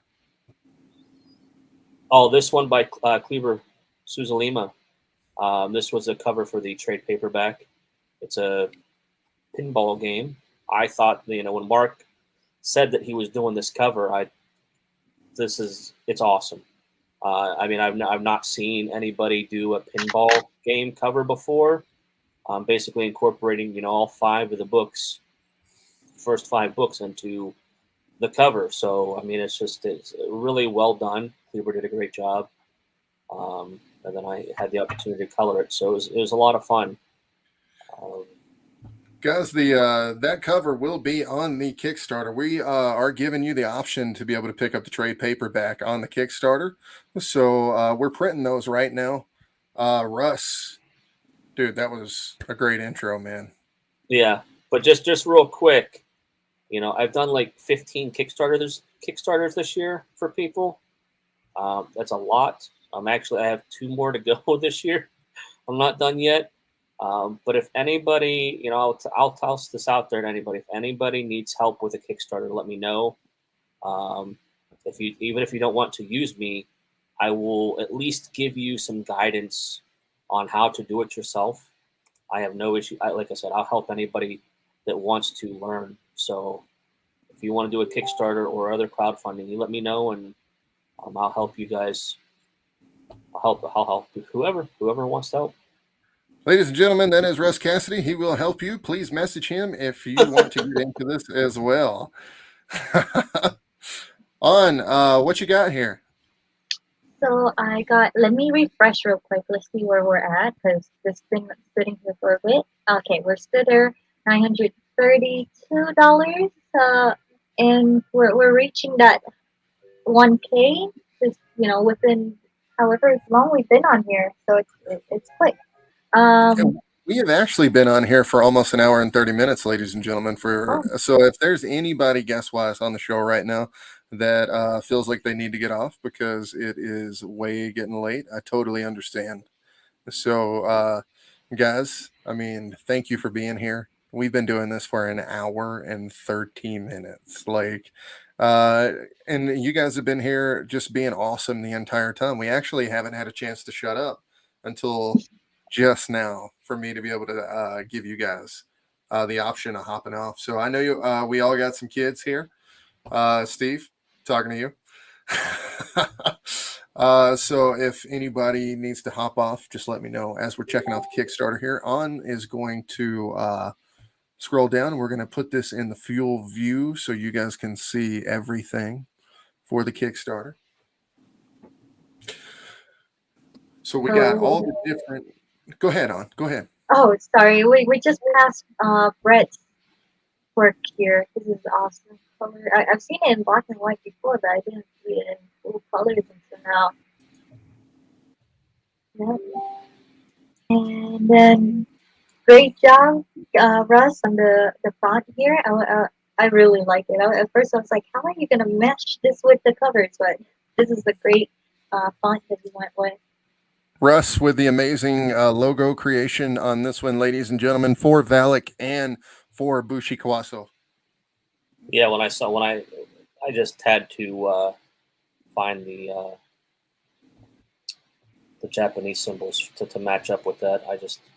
And Mark knew he wanted to go with like red and gold, so it just really meshed. This is the first page. That's the Inside. page I own, ladies and gentlemen. That's the page I'm gonna own someday. As you can see, On's incredible interior artwork. We are not taking any shortcuts here, ladies and gentlemen. We are bringing the best possible product we can possibly bring for this story as far as art and the amazing over 30 pages in the story. 2 stories in one. You get both Valak and Bushi Kawase in one book without ads. No ads, folks. Right here, we talk about the creative team. Yep, and just notice you say 75% of the book is already done. I have just the last few pages to turn into Mark, possibly the end of this week. Like 2 major page spread that he had me do here. And this is, of course, is Moth and Vibram's cover here.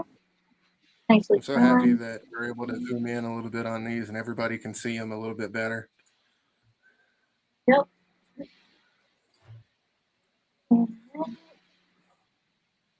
To Steph Wilson, and Steph's work has been getting, it's a bit more challenge from what he normally has out, so I am loving the changing it. Trust me, Steph would tell you the same thing. It has a background. Yeah, he gets on me all the time. I mean, just trying to get him to put snow on the cover was something. So, well, let's see. He did. I like it. yeah, it's a great cover. It's going to be one of Steph's best. Here's Steve's, ladies and gentlemen. Yeah. Steve just killing it with the cover. I mean, Steve, tell us about the color process on this one, dude. Well, the color process. I wasn't supposed to color this book, but I ran into some personal issues and I missed the ink deadline. And I know that you were pressed to get other people to help you push the rest of the book out and the covers out. So it was either do it myself or you probably wouldn't end up using it because you didn't have time to have somebody else come in to do the colors. So I am not the greatest colorist. I used to color all my own prints and then started using people that I met on the road. And as they started filtering into the ranks of pro colorists and became way more expensive than I was able to afford to pay, I had to kind of start using my own techniques and learning things from YouTube. And I haven't colored my own work in a really long time. So when you put that extended deadline on me, I had to relearn how to do my process, which that was a long week. Yeah. And then I actually did everything the way that I would normally not do. And didn't realize that I had kind of went the long way around until I was almost all the way done. So I was like, well, I'm not going to go back and restart it now. So it was a hard 4 days of relearning how to work Photoshop and do all the fancy ghosts. You said you wanted ghosts, so I gave you ghosts. Those are fucking amazing ghosts, Steve. Yeah.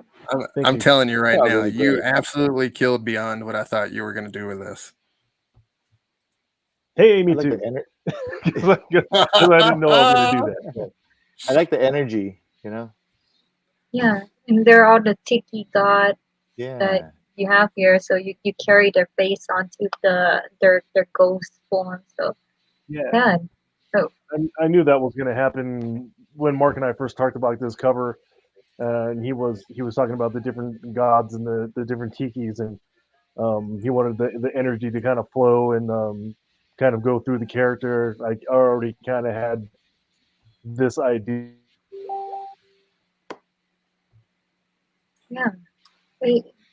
I wouldn't have known that it took you 4 days to figure out how to color it. We can't tell. It's just yeah, it comes together really well.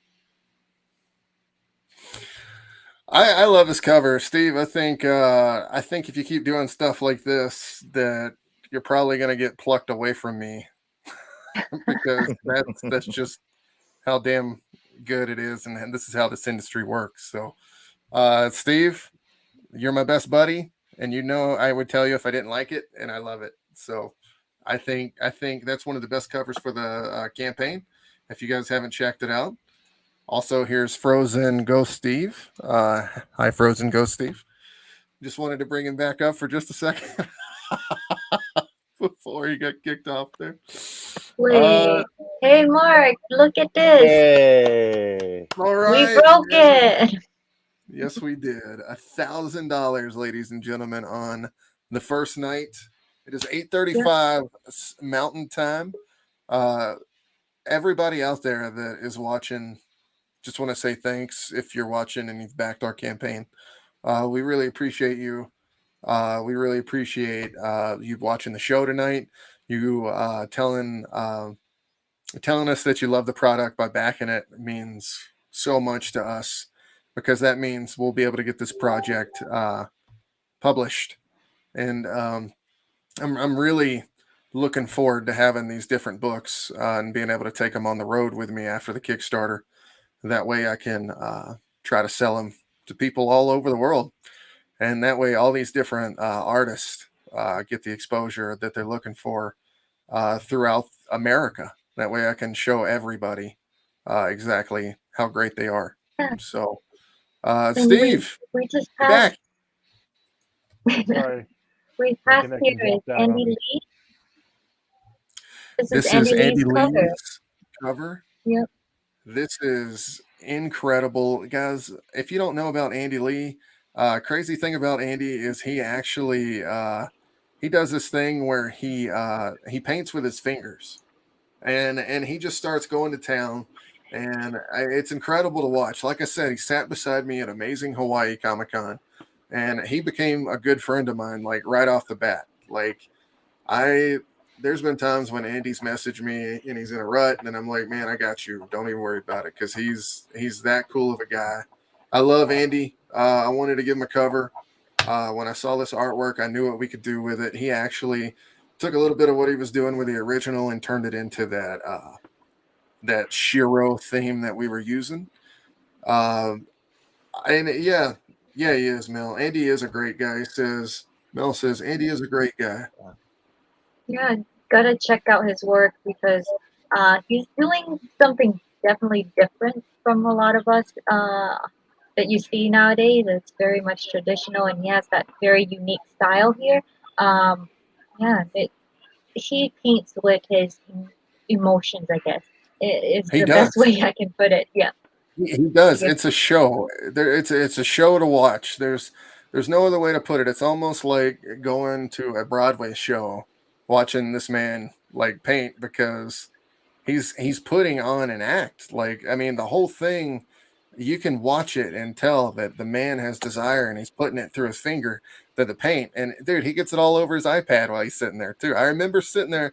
I've never seen anybody like this in my entire life. He's got like paint all over his hand. He's got it all over this iPad. He's got it everywhere. He's got it on my face. I mean, like there's paint everywhere at this convention. But guess what? Like, he's pumping out pieces in minutes. Like, we have a framed Starfire in my little girl's room that we commissioned him to do. It's framed like in her room because we love it so much. And to watch this guy do this, His artwork's incredible. If you guys haven't been able to check him out yet, it's not just that he's worked for Marvel in the past. It's not that he's worked, with all these different incredible artists. Um, it's he's got what it takes to be different, and sometimes different is exactly what you need for a comic cover. And this is an honor to have him on. And Andy, if you get a chance to watch this, buddy, I hope you're doing good, man. And then, of course, I got my cover that Whoa, was whose launched cup is today. this? It's nothing much. But yeah, but I just took it, ran with it, so I'm happy. Oh, and I gotta But tell the you, this cover's great, and I've seen what it's gonna look like in foil for chromium editions, and I just gotta tell you, like people's minds are about to be blown. I haven't seen it in foil cover, or I know you have like chrome and gold covered option for ads on below that I want to I get to do. because that is cool for people. So but yeah, and threads Hard cover, Okumura. ladies and gentlemen. So Oh, we don't have a trade version of this. So when you find it, it's going to be a $30 option for the virgin cover. She actually just zoomed in. Can you zoom in any further on that? oh yeah. Oh and wow, ladies it's and not. gentlemen. Yeah, you're gonna get more quality in Yeah. person than what my screen can Yeah, show. yeah, It's not but pixelated like this. it's not pixelated too bad actually. From you zoom it in there, it actually looks pretty good. Oh, Pele in the corner. Santa Claus over here. The more you look at this cover, the more you find. Oh, It's like one of those I spy. yeah. That's the We should point. have like images on the side of it that say you have to find 5 of these and 3 of these. Oh yeah. 2 That's of smart, these. Russ. That's very smart, man. Yeah, this is amazing. Hey, I Brett. can do remarks and put some Waldos in them too. There you go. Yeah. Waldo remarks. Mark Oh, where's Waldo. Waldo Remark? Are you kidding me? Ah, that's a great idea. See, Right? Hilarious, John. I gotta have one. and there's a thing that you guys may not, well, should have noticed is that at least half of the panels here, we're all on the same island. We're within driving Yeah. distance of each other. Like when I mean driving distance, it's like probably 30 minutes to not necessarily an hour. Yeah. And so if you get the book and if you ever get a chance to visit Hawaii or you see us together at a con or send your book this way, pretty much get a lot of us to sign. And Andy Lee is actually also on the island, so you already have like at least 4 people here that you can get your book signed, marked or whatever. Nice. And that also pinup. What is this about, Mark? Okay, so let me tell you a little bit about this right here. This is Dennis Rout's pinup, and I hope I'm saying that right. It's Zrout. So it's Zrout, I think. Dennis R. Zrout. And this guy is amazing. He's been a fan for a long time. He's been a supporter for a long time. He likes every single one of my posts that I put out there.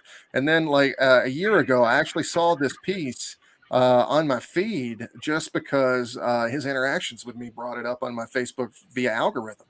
And I was like, wow, this is incredible. Like, this is an awesome piece, man.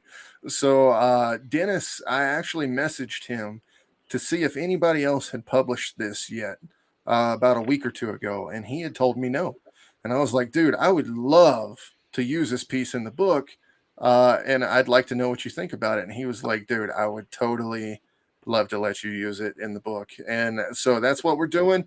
This is going to be Dennis's first ever published pinup, and I am so excited to bring him into the fold as well. It was so funny because he was like, did you he's like, I know you hired me because I'm Hawaiian. I was like, dude, I didn't even know you're Hawaiian. Oh, is Dennis on the island too? I'd love to meet him. I'm not sure if he's on the island. He's on the Big Island. Big Island. Hey, well, There you go. there's always a chance of island hopping. Yeah. Yeah. Michael, So Michael there you Cito go. does. That's a story with him. He's an incredible guy and an incredible human being and an individual. And dude, he reached out to me so grateful when he learned he was going to be in this book. And I'm happy to have him, man, because he's a good fan, good friend, and an incredible artist from what you can see, ladies and gentlemen. Yep. And that also brings us to the next one. This one, look at the puggy. So, and I hope I'm saying this right. This is Connie Jolitz. Am I saying it right? It's Connie did Connie? one. Oh, Oh, Connie. She's hey She's Connie, also you didn't she's tell also us. here. I just hired Connie a couple days ago, ladies and gentlemen, and she is incredible. She she's one of the nicest people that we've worked with so far. Funny, talented, as you can see, and she's taken the direction with Lilith and Hellpug and just killing it. Like so. It's funny. Here she is right here, ladies and gentlemen. Says LOL. It was a recent development. Yes, it was. Hey, Absolutely recent. well, Connie, well, the thing is, hey guys, again, now you have 5 people on island. So if you get your books sent here, there are 5 people who can sign it for you. And I highly recommend if anyone wants a remark, also get Connie to color. She has amazing color, and she does it. I think traditional as well, but she has So amazing this colors that I love. this is a work in progress too, ladies and gentlemen. So she will be coloring the piece. We'll see a little bit more. See, she's saying it right now. Coloring this right now. So this is the inked version. It's looking great. And if I knew it was going to look this great, I probably would have made it a cover when I could have afforded it a couple weeks ago. Because it is incredible. We are going to have her back for sure on a project because you can tell from this incredible artwork that she's got to come back. So all you guys got to come back. You've all been incredible. Russ, I don't know. I might leave you on Brett. Yeah, Hey, but I'm okay. I do highly vouch for Connie's colors because I do love her work. I've been I actually collaborated with her on a piece, but yeah, she needs to get her colors out there too. That one. They are great. Connie colors wonderfully. Mhm. It's I so can't wait to see it. It's beautiful. You Yep. won't be disappointed, Mark. I believe you. I believe you, Brett. I definitely do, my friend. Ladies and gentlemen, this right here is Jade Gibson's pinup. I met Jade at Colorado Springs Comic Con this year. She was incredible. Came up to me, asked if I had any work available. I told her I don't know if her style would actually match up with what we were doing for Hellbringers. And then she messaged me anyways and tried to prove me wrong. And guess what, ladies and gentlemen? I am the type that will tell you when I'm wrong. You can ask everyone here because I've probably told them all that I've been wrong once upon a time. But Connie, she killed that pinup before this, and Jade kills this pinup as well right here. And Dennis kills the other pinup. So those 3 pinups will be in this book included, not a stretch goal this time. These will all be in the book. Nice. So I'm so excited to have every one of these guys in the book, to be able to publish them and give them a chance to show you guys out there in the world what they got. That's what matters to me. These are the interior page samples from Brett. This is a work in progress for page 1. So this is not completed yet, but hey, aloha! It screams aloha. It's the best part about page 1 right there, ladies and gentlemen. You know exactly what you're getting into. Valak is a Hawaiian hero. That's Pele right there. Yep, Mog's character that she did with me for, was it set 3? This is set 3, right, Russ? Yeah, set 3. That guy in set 3, she absolutely killed the art for this.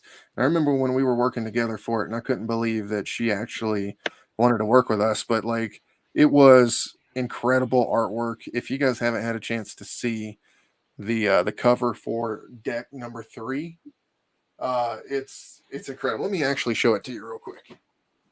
Ugh. Here we go. I will zoom in so you guys can see this.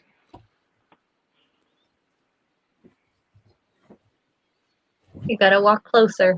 There you go. A little better. And then down No, I a need- little bit Lighting down. terrible. I need more light. I need more light. I'm sorry, guys. I failed all of you. Take off your hat. You need more light in your cave. Then we won't see anything. Yeah. Okay, so we got some stretch goals here. You bastard. Tell us about that. It took me a little bit to get it, Brett. There you go. John's got the card. Oh, here we go. Here we go. Here we go. There you go, John. John's got it. That's There you go. that's Mog's art from set 3. It's the cover. I mean, here's the thing: is it wasn't even gonna be the bad guy for the set for the story. It wasn't gonna be, guys. When I got the artwork, and you can ask Russ this, I literally changed the bad guy for the set to put her on the cover because that's how damn good the art was. And that's also why she has this cover right now. I tried to give opportunities to the people that tried to help me out for those cards. And they deserve it. They really do. So Does Mog still have that original piece? I believe that was done digitally. Was it? Oh, was it done digitally? That looks hand painted though. So Mel would know. Mel, you still watching? he's in there. But while he's getting to that, tell us about the stretch goals, Mark. Okay, let's talk about these stretch goals here. Random HB card means random Hellbringers card, which is going to be a. Oh, here you go. Here you go. It says she has the original pencils, so it was pencils and then colors Colored afterwards. Colors might have been sold already. Yes. Could be. Yeah. I want the pencils. Just saying. Random Gotta random contact her. yeah, right. Random HB card. I gotta save some money first on. Random HB card means the Hellbringers game cards. We basically put a random Hellbringers game card into your packet. So at $8,000 is when you're going to get your first stretch goal. When we get to about 7,500 is about when we break even for the campaign. So I usually always do a stretch goal a little bit after that. So that's my favorite stretch goal to give people. People are building a collection right now of these random Hellbringers cards because they haven't had a chance to buy the decks, and they don't even know that they can buy them from me because I only got I want to say it's 8 a piece left on the decks. I mean, and that's not a joke, and they're not getting made anymore either. So all the first appearances and random stories that are on the back, those are fun little cards that you'll be able to have. And that's why I like to give them for the stretch goals because I feel like they might be worth a little something someday. So for $9,000, I think I'll be signing all the books for you. So if you don't want me to sign the book, that's also not a problem. I won't sign it. You just got to message me to let me know. That way you can still get that CGC blue label that you guys are looking for, or yellow label when you get it signed from us in person at a show. So that's always something to think about, folks. Ladies and gentlemen, Steve just informed me that he has to drop out here in just a little bit because Steve is a daddy and he's got some kids he got put to sleep. Steve, thank you so much for joining the show tonight, man. I know that you're secretly on the beach and you're lying to us right now because I can see it behind you. So I love you, man. Thanks for being on. You want to tell everybody out there where they can find you? Oh, thanks for having me, man. I appreciate it. Always have a blast with you guys on the streams here. Got the Kickstarters, yeah. The Art of Sleeping Palapa on Facebook and Instagram. Check it out if you feel like it. Make sure you're see. You guys see the demon? Look, she's trying to hide behind me. There's another ghost on the beach. She wants me. She wants me to put her to sleep, so we need to do that. Yeah, nice beach. I gotta make. All right. Hey, Michael Sato. Sato says, Steve, my man. Mike's the man, dude. That's my brother. That's my Hawaiian hookup out there.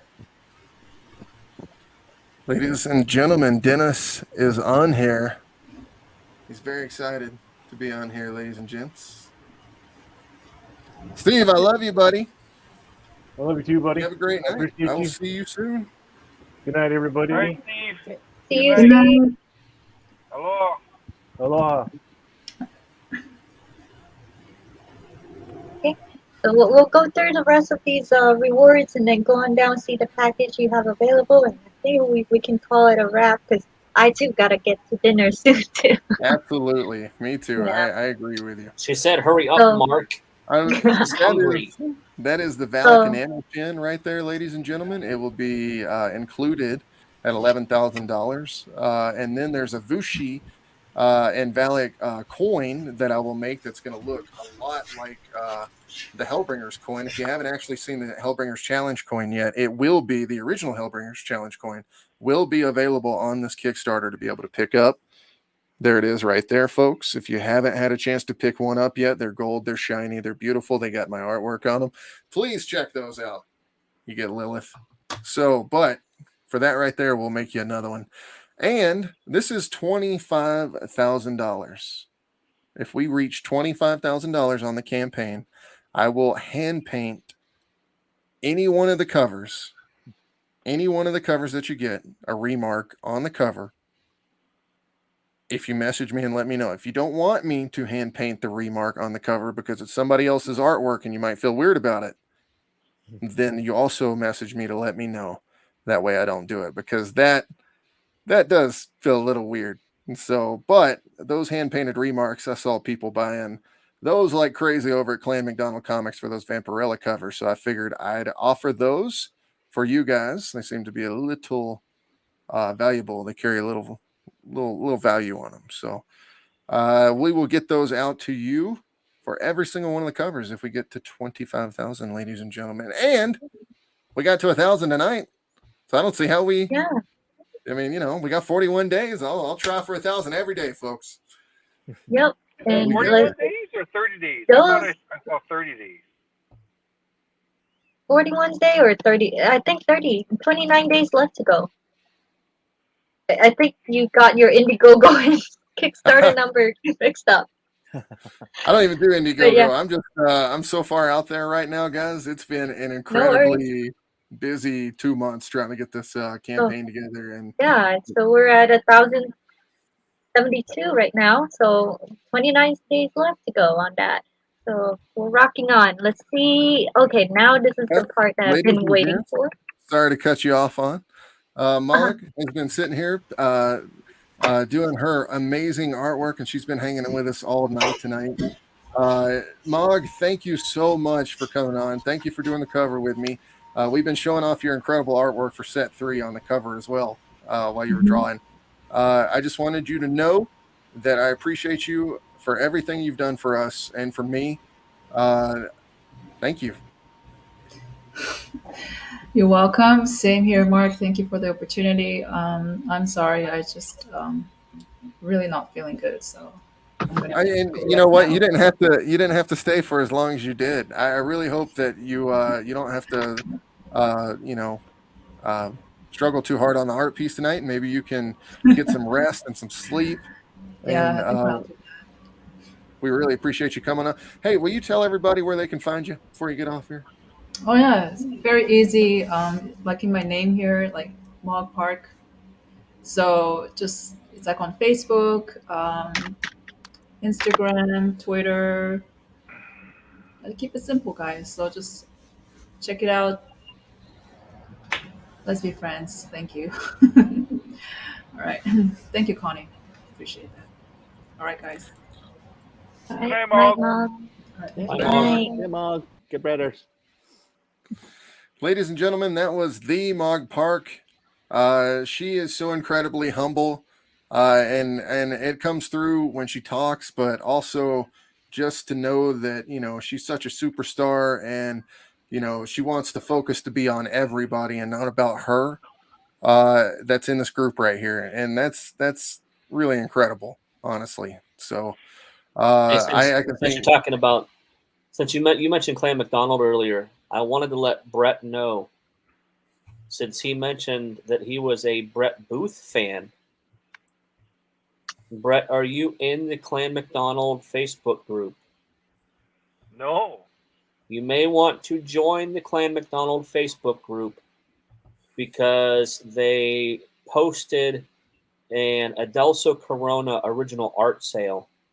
Oh yeah, Okay. with Booth. Ooh, I with think Yes, Booth. so it's Adelso- original. It's Brett Booth's original pencils and Adelso's inks, and there Yep. are Oh, several it's sweet. pages. Yeah, his inks over Brett is nice. Yeah, El Besso's I the think, man. He did a Hellbringers cover for Hellbringers: The Ties That Bind Us. it's for sale in this sale. So he's got, but he's got Bloodshot. There's some X-Men pages. The Guardians of the Galaxy cover sold. There are some Spawn pages. I mean, there's some really awesome pages, and like the Bloodshot pages, I believe, are right around $200 a piece. Well, that's not bad. But everything else, he has a website too that he sells. yeah, the Shopify. I set the Shopify site up. Yes, we're just doing this to try to help sell some of the pieces faster. But yes, I just wanted to let you know because you said that you really like Brett Booth. So if you can, I would join Clan McDonald. He is probably my all-time favorite. Sorry, Mark. Yeah, you're still up there, but I really like Brett Booth. No, let me just tell you right now, I have no problem with that. And not only that, but if you guys are listening, I am a huge Clan McDonald fan. And the thing about what Russ is talking about, Odessa's work's amazing. If it's on there, you need to pick it up right now. The dude is doing Spawn, for God's sakes. Just go over there, check out the work. I know Russ owns a couple of originals himself. I wish I owned the original for the Ties That Bind Us cover that he just did because he is unbelievable. Maybe top 3 best inker in the world right now, ladies and gentlemen. And not only inker, but dude, he just did the cover himself. I'm just saying. So yeah, go on over, check him out. Check out the Kickstarter that we got running right now as well. This is the Mystery. The mystery trade. By I wonder Mark if we sold any May. of those tonight. let me check and see if we've even sold any of those tonight. it's just 'cause a that would be- pineapple. It's just a You pineapple. got 2. Last I checked, you had 2. Are you serious? Yep. They don't I even know what did. the hell they're And buying. then I told everybody. Don't you remember when we were on here earlier? I was like, I'm not even going to draw you anything. I mean, you're taking a gamble here. I'm going to put the letter 7 on there and just give it to you. No, I'm just kidding. People, Just Mark, don't underestimate the pineapple. People like pineapples. I guess they do, Hey, my brother. Mark. Hey, Mark, speaking of pineapples, Here it comes. did you get Sam? Ladies and gentlemen, I am in talks with a man named Sam right now. We're not going to mention his last name on the show until it happens because you don't mention somebody until it happens. We all know not to count the chickens before the eggs hatch, right, Russ? Maybe. Some of us get a little excited. Mhm. Mel says pineapple on my pizza. How does everybody here feel No. about pineapple on pizza? I'd love to know. Pineapples on pizza. That's not Hawaiian. Why do they call it Hawaiian pizza, Brett? Oh, beats me. It wasn't even made. It wasn't even created here. I don't know. I guess because we used to have pineapple plantations. Yeah. My I think that's daughter what it loves is. it. My daughter loves pineapple on pizza, but I think it's gross. I don't I exactly think it's like because it. it must be like a luau, because that's why it has ham for like the pig and the pineapple. Dude, it's my 6th favorite choice of pizza. If you put pineapple and ham together, like if I'm going and there's 6 pizzas, like a supreme, a cheese, a pepperoni, a sausage, I'm choosing every one of those before I get that one for sure, man. Yeah. So on showing off every single one of the rewards right now, we got special. Not the Gamey- rewards, the tiers. Oh, Tiers. the tiers. Excuse me. Yes, the tiers. We've got these options like this right here, where it's pick 3 regular covers, and you're basically getting one free.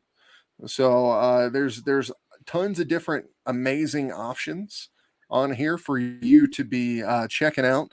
Here's the pick 3 foils. If you pick that option, you are buying 2 of the covers and you get one free, ladies and gentlemen. If you haven't checked this out yet, you are literally getting one of the best deals you can ever get on Kickstarter right now for all these incredible artists. When it's $75 a piece for a chromium cover and you get one free. I'm just saying. So the way it works for all these add-ons, you put down your cover of your choice. So let's say you want the Brett Okamura cover, and you. Good job. Thank you. I'm learning. Let's say you want that cover. You pick that cover option, and then you go to add-ons. And let's say you want the foil option. Well, you choose Make Mine Foil. Or if you want the metal, you choose Make Mine Metal on the add-on options. So that's the way you're able to get your special covers for this campaign. Let's see. What's that? $1 shipping? Yeah, so basically, okay, so Kickstarter has a little, it's not a glitch, but it's a little thing where if a backer backs a digital tier, the regular tier, right? They back digital. And I don't even think Mark has digital on here at this time. But if they back digital, in order, they would see any add-on that doesn't have shipping cost. Because basically, if you don't put any shipping costs, it flags it as digital. So the way to get around that and to hide the add-ons from people that have digital is to basically charge $1 shipping. Because essentially, you could back a digital, get to the add-on section, and then find something that is a physical reward tier, and then not have any shipping. You'd pay no shipping. Right. So, ladies and gentlemen, one of the options that we're going to talk about on here is On and Brett are actually doing sketch opportunities for this campaign. We're going to talk about that in just a second, but right now I want to bring up John for just a second. John, thank you for being on tonight and being with us. I know you get a run, brother. Tell everybody out here where they can find you again, just like you did last week, brother. Oh, just look under John J. Murakami, like my name over there. And then I'm on Facebook, Instagram, Twitter, Tumblr. Yeah, just check me out over there. Pro Ridge every other Sunday. Yep. Yeah. And then he got greeting cards at Long Shots CVS. Wow, these guys are doing a better job promoting than I am. God, this is incredible to watch. Russ, do you see these guys promoting each other, man? Yeah, it's what they got to do. What? We see each other in person. Yeah. Yeah, they got to take care of their island. Yo, Brett. Yes. Is it getting dark? Yes. About It time. is. Jesus, Hang taking out 2 there in the hours. workplace, in the car. Well, I'm still confused. If he's at work, why is he not working? Well, okay. Usually I work till 5 o'clock, and Mark wanted to go live at 4, so I finished at 4. But if I was to drive home, I wouldn't make the first 25 minutes of the show. So I see. Went live right from my car, and then my iPad died, so I switched to my phone. So I'm on my phone right now. But we gotta get through all these before Brett loses his phone too. We gotta still go home. Well, if I lose my phone, I have another iPad in my bag. You know, it's when one dies, you just what is that? Hop on another. You drop it to the other one, and you continue working on the other one while you charge the first one. And then when the second one dies, then you switch. Alrighty. Okay, everybody. Thank you, John. All right, I'm out. Thanks, See you John. soon. Bye, everyone. Good night, John. Awesome Okay. cover, buddy. So Dustin actually has a question here, and I actually was thinking the same. So can you answer that? Yeah. So real quick, if it says add a virgin variant, It's basically adding a Virgin variant to your existing order, so you would get 2 books. If it says "Make Mine," it's converting it, so that I believe that it actually says it's converting your original selection to either a Virgin or a foil or a metal. So it's actually converting it instead of adding it. And I got a question on top of that. So if people pick these package of 3, can they still do that or message No, Mark? that's why it actually says on the graphic, it says you can only do it once. Due to the limitation on it's a Kickstarter issue. So now I will also add Dustin. Let me ask you a question, Russ. What happens if they want to add like say 2 books of the same? They have an option for that, right? Like as the add-on. Well, you mean if they want to add a Virgin variant? Let's say let's say they wanted to go in and add, they have that option too, right? Yeah, I mean we didn't do a add a I mean, yes, they have the add a Virgin variant, but you can't mix and match. So you can't pick a on trade and then add Mog's Virgin cover. So we didn't do anything like that. So you're basically, when you're adding the Virgin cover, it says you're getting the Virgin of the book that you selected from the main tier. Okay. So if they backed Mog's trade and they want the Virgin added to that, then they would basically get Mog's Virgin on top of her trade cover. So you'd get basically both of Mog's books, one with the title and one without the title. Now, Mark, would you be willing to have people message you or write a note somewhere when they put in the order if they want something more, they want to add on? Yep, absolutely. We put that everywhere too. We never have a problem with that. People can message me all the time. I usually just I'm not gonna lie to you. I actually like to get orders on Facebook Messenger, and I'll just write it down, and then we'll just add it to the Kickstarter. So anybody out there that's listening, man, we are so flexible. I mean, we want your money. There's no other way to put it. So we're going to do anything we can do to get it. And I'm going to be the nicest about it I can possibly do customer service wise. So if that's something that you want to message me on, dude, 100%.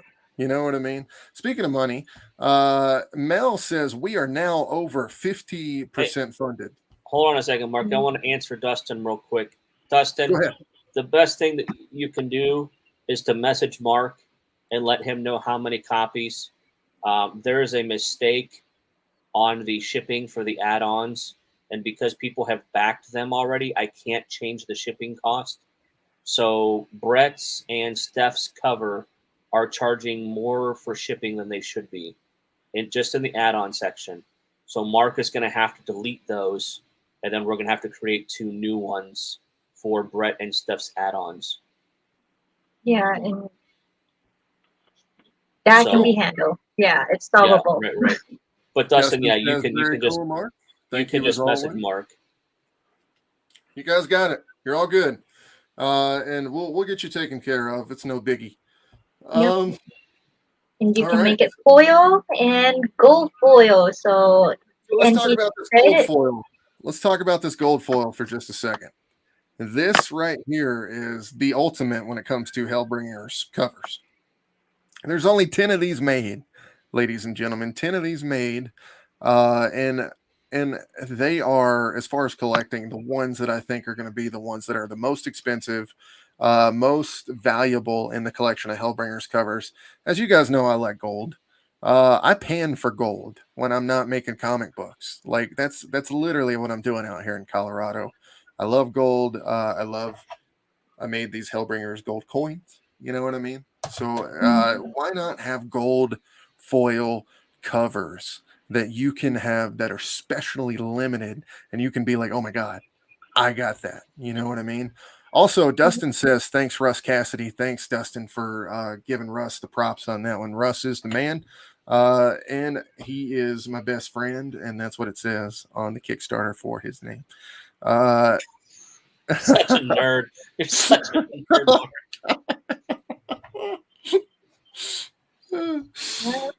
So limited and cool stuff. And here you got this. Oh yeah, let's talk about this for a second. Okay, so On is offering the option for I believe it's $250 for this option where you can get a sketch cover from on the original Bushi Kawaso blank And we're cover. limited, right? They are limited.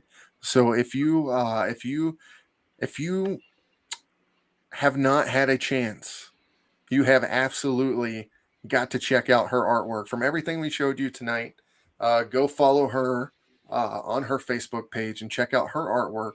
That way you'll be able to see what kind of commissions you're going to be getting. Why don't you tell them a little bit about what you're going to be doing on this cover? Like, what could they expect as far as the $250? What are they going to get for it?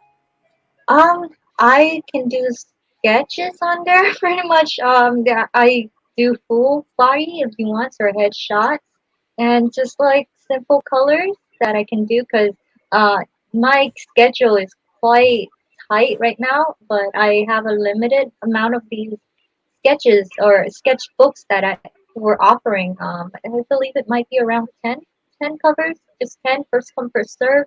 You put book in there, and Mark will send it to me, and I get it pump out as fast as I can so that you guys get them in a timely manner. But if you haven't seen my sketch cover work, Instagram, Facebook, my Instagram is ONK97. You can check it out there. I have samples of it on there.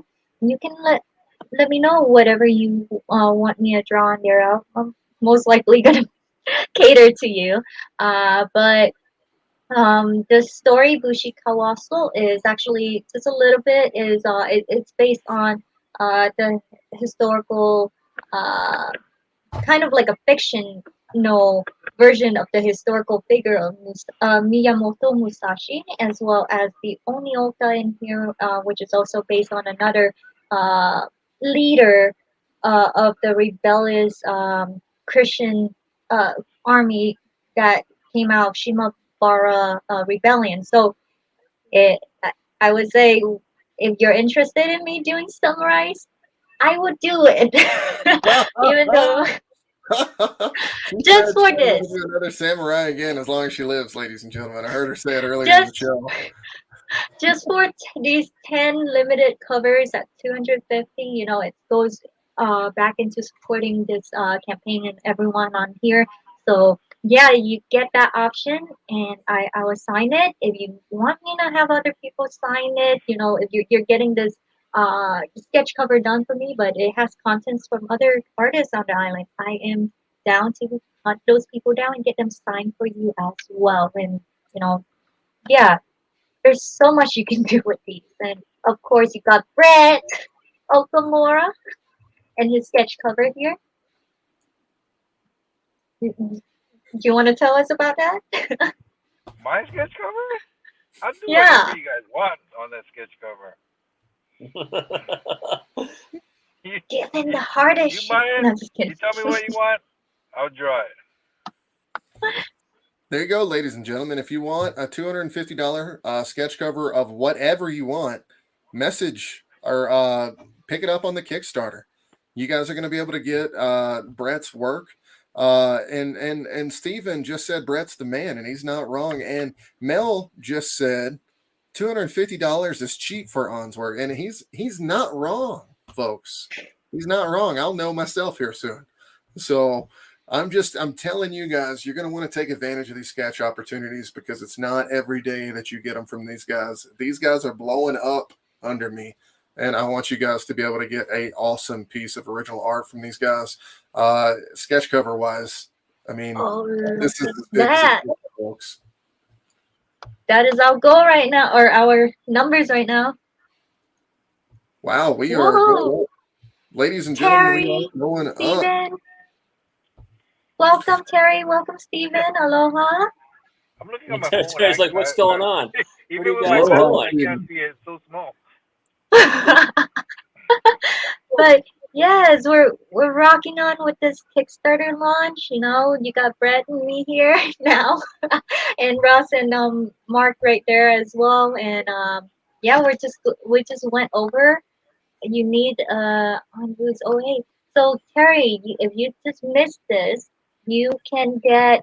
There's so many cool things. I know this is something you would like. Um, of course, and we're a lot of the artists. I think like six now, on a count of six of us are actually on the island, and I we can pretty much get your book signed, remark or whatever you needed. You can work that out when you send it here. Um, but there are cool foils covers. You got version covers. You get package deal, and this is the limited package you get here, Terry. If you're interested in it, it's the sketch covers. So blank sketch covers. It's limited. For me, it's 10. I don't know how many Brett can do, but it's 250 for one. Um, anything you want on there. So there you go, ladies and gentlemen. You heard it right there from On. We've got some incredible options for this Kickstarter. We've got a ton of viewers still, and we have a ton of people still back in the Kickstarter. And I know that this girl and that guy down there need to go get some dinner, as well as me, ladies and gentlemen. It's 9:20 at night in Colorado. But I'll stay on as long as it takes to get this thing funded tonight, because that's what I like to do. I will fight until every day until this Kickstarter goes every day as far as we can take it. Guys, I got to tell you, there are tons of amazing artists on this campaign. And like On was talking about, a lot of them live like minutes away from each other. You're going to be able to get your books signed if you feel like you want to send them to them after the campaign. You'll be able to work something out with these guys. That's what On's trying to tell you. So if you're looking for an amazing book to back with an amazing story that ties into our incredible Hellbringers campaign, this is the book for you, ladies and gentlemen. If you haven't checked out Hellbringers yet, it's one of the biggest indie titles out there right now. You will have a chance to pick this book up, check it out, love it, and then you're going to get hooked. You're going to get hooked just like everybody else does, folks, that reads it. And these guys have made an incredible chapter, 2 chapters in one book, over 30 pages, no ads. It is one of the best launches campaigns that we're ever going to put out there. And these guys have worked their ass off for it. So if you want to see the product, if you want to see the result of that work, this is the Kickstarter for you. Please check it out. Please check out all our hype videos that we've made on YouTube. And we have a soundtrack as well. Go to silentmayhemproductions.com for the soundtrack for all the different Hellbringers books, and for this one. King Marino actually makes his Hawaiian rap debut, which I feel like is a new style that we might have made up here. So, guys, without any further, just to make sure everyone understands, Mark, the Kickstarter also it has the trade paperback, which contains 108 pages, the first 5 stories from Hellbringers, and then this book here, these 2 stories follow that trade paperback up, and then it's not slowing down. We've got Jengar and Shred 2 early next year, so it's. And then Ron Charles Williams is going to be coming back with a vengeance with the next Hellbringer self-titled book afterwards. Yeah, Guys, so it's not going on and on and on and on. Never going to stop, right, Russ? Not as long as you're breathing. It shouldn't be too much longer, folks. So, Terry asked, "What's the title of this?"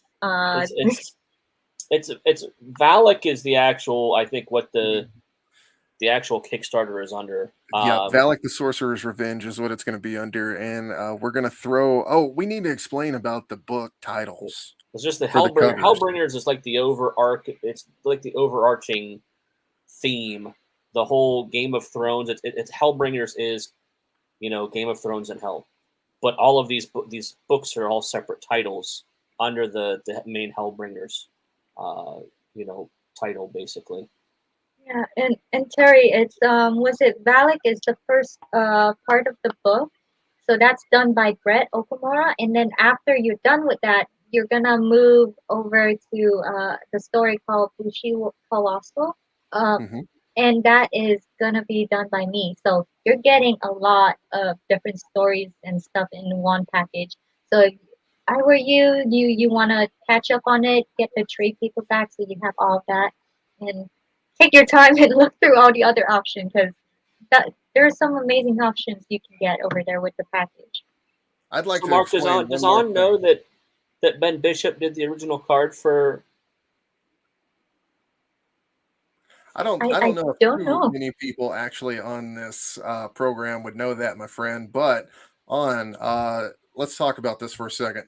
If you didn't know, Ben Bishop actually did do the original artwork for Bushi Kawaso back in the day, aka Samurai Otter, aka my my creation to give to my future wife because her favorite animal was an otter, and that's what she wanted in the game.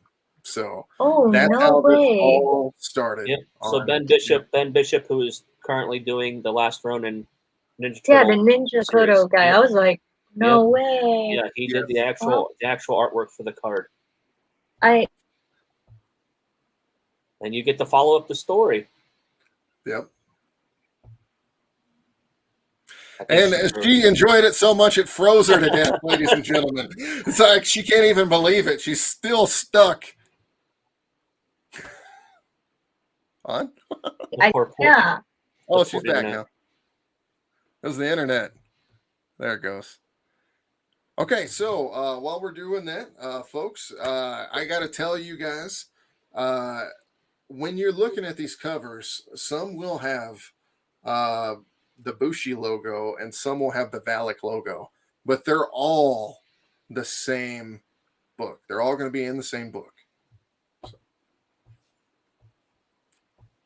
On, back to you. She's so excited. That's terrible. It's like Weekend at Bernie's. Yeah, I'm doubling up my excitement There you double. are, girl. Whoa, I ain't even going to come take this on. off. That's the me that die after her hearing Ben Bishop. You're staring at my dead self. That's funny. Anyways, you're looking smoking hot there, Brad, with your tanks. I'm gonna head off. Yeah, I'm still in my car. I think I burned like a quarter tank of gas already with the AC on. Oh shit! Yeah. So Like it was getting dark. I had to put my visor down and turn on the light. You know, like how you girls do your makeup in the visor. yes, yes. Anyway, it's been great. I gotta go too. It's about the time that I'm gonna die on here multiple times. After that, little Ben Bishop. And yeah, thank you. I'm It's been a glad pleasure. to see. Tell everybody where they can find you too. Yeah, so you can find me by my name here, ANH. That's my name on Boo. On Facebook, I'm active there, or on Instagram, it's ONK. That's like Oscar Nancy Kilo 97. That's my Instagram. You can check more of my artwork there. I do Twitch, but because it's the holiday and I have a lot going on, I've been failing to Twitch. So yeah, but you can find all that link on my bio on Facebook. Um, yes, and make sure you like, shares, and yeah, click on that link that Mel sent and go back up the campaign if you can. It's amazing work, and I'm honored to be a part of it with everyone. And just keep in mind, we're all on the island, so I highly recommend you uh, get a lot of the stuff. And if you want to see us at the cons here, or if we happen to go somewhere, I know I'll be going next year to the mainland for the first time. So Oh, nice. I'll be happy to get things, pack things up for you guys too. But yeah, thank you, and you'll probably be seeing more of us and promos here and there. So stay tuned and stay awesome. Good night, on. Night Good on. night. Aloha. She's my favorite. Now I'm stuck with you two. She's like, finally get out of here. Right? No kidding. Guys, without any further ado, Brett Okamura in a tank top. Yeah, that's how I dress for work. I wear Dude. coveralls, so I can wear whatever I want under. So You're so lucky, and man. then my so I told my boss, hey, I'm gonna take off a little early today. He goes, well, how come? And I said, oh, I'm gonna go promote the book and stream. And he goes, in a tank top? Think about this kind of stuff when I leave for Oh, work. yeah. You know, I was like, oh yeah, I got to stream today. I should dress nice. You What's know? wrong with the tank top, man? There's nothing wrong Yeah, with it's the tank top. Hawaii, man. It's hot. Oh, yeah. It's actually been pretty nice. It's pretty good weather right now. Well, I'm going to let both you guys off the hook because it is 9:30. We have gone 2 hours and 30 minutes, Brett. And you said I you know never that's could do 2 a live hours show. and 30 minutes. I could have been drawing or coloring or something. The slave driver gave me a break, I guess, tonight. Promotion is important. Yeah, we got to promote you for all that work you're doing. You know what I mean? We gotta tell everybody how great you're doing. Well, you know, On's a great promoter. So, I mean, he would have been great if we just On. Ladies and gentlemen, Dennis is actually watching the show right now, folks. So, Hey, Dennis, Dennis. we just want you to Good know have we you love on you, board, brother. my man. Congrats. All right. Well, Robin Fuller says, night, everyone. Great job with the campaign. We are ending the show tonight with $1,400 or $1,489 is what we're ending it with tonight. Wow, good start. Chris Hayes comes on here at the end of the show and he says, howdy. Howdy, Chris Hayes. How you doing? Chris puts on a show out in Texas called it's going to be a horror version of Cowtown. It's going to be good. You guys check it out. He also does his own books. Let's see. Congrats for getting a good start for the 2.5 hours, Mel says. Yes, thank you, my friend. And thank everybody out there. I mean, let's be honest. Like, if it wasn't for you guys giving us money, we wouldn't be able to do this. We wouldn't be able to publish the books. Yes, I front all the money usually for these things up front. And to be able to get the Kickstarter money back is to pay me back for what I've put in the Kickstarter usually. So it's nice to be able to get funded for these things and to be able to push these guys while we do it, because it's a good process. It's a good feeling. It's an awesome feeling to have people say like the stuff they've said tonight. To be able to push people out there and get this work out there and push other people. It's a nice feeling. So. Russ, you got anything for us before we take off, brother? Not really. I'm everywhere. Instagram, Facebook. Like I said, I got 2 more Kickstarters going on after this one. I still have to finish backer kit for Zombie Tramp. Covers, more books for next year. So, it's not slowing down. It's not slowing down, but your shelf is getting bigger back there, which is always a good thing. It is. I actually got a Hot Toys. Spider-Gwen. I'm waiting for Miles to come in. That thing is beautiful, my friend. Brett, tell all the people out there where they can find you. In my car late at night in a tank top that's white. I would rather be at the beach where Steve was. But you can find me kidding. on Facebook, Brett Okamura. Instagram, Brett Okamura. Oh, Okamura. Brett Okamura. Or, That's your new name, bro. Also, That's your comics name, Brett. yeah. I also have another Instagram. It's Brett Draws 808. I post more of my artwork and stuff. I guess that's it. I'm not on Twitter or anything else. So. Ladies and gentlemen, that was Brett Okamura, ladies and gentlemen. Oh my God, he's got it. 2 years of getting it wrong. He's finally got it right. It's about I'm time. gonna fuck it up tomorrow, though. I guarantee Yeah, I'll it. fuck it up tomorrow. I 100% will. I still get Russ's last name wrong every day. I got to go back and check the messenger just to make sure I spell it right, dude. And I've known him more than anybody else. I'm just saying. Mel asked, do I have any podcast and interviews coming up? Yes, I do. Tomorrow night, we're going to be on with Jim Burleson doing the Ni Rafino cover reveal for the Ties That Bind Us for the Albuquerque Comic-Con convention that's coming in January 14th. It's going to be incredible. We also will be on the Phil the Demon show 3 weeks from now. So I'm gonna push it as far as I can push it, get on as many shows as I can get on, blab away about Hellbringers, Valak, and all you guys, especially you, Brett, and tell everybody in the world about how great you guys are doing and what we got going on here. So Mel says, right on, Brett. Mel, thanks for being a huge part of the show tonight with your contributions and comments. And then on saying, shh, do your part. Brett Todd. All right, folks. I'm going to stick on for a little bit, show you guys a few more videos. I know these guys probably want to get out of here. So without any further ado, Russ, I love you, man. Thanks for being on tonight. Brett, you're incredible. Get back to work. He's going home. I don't blame him. Drive home first. Mel says, mahalo, Brettas. I got to thank our entire Ohana for being on I'm here. gonna just drive home, take a shower, and grab me some dinner. Hell yeah, that's how you usually do it. So,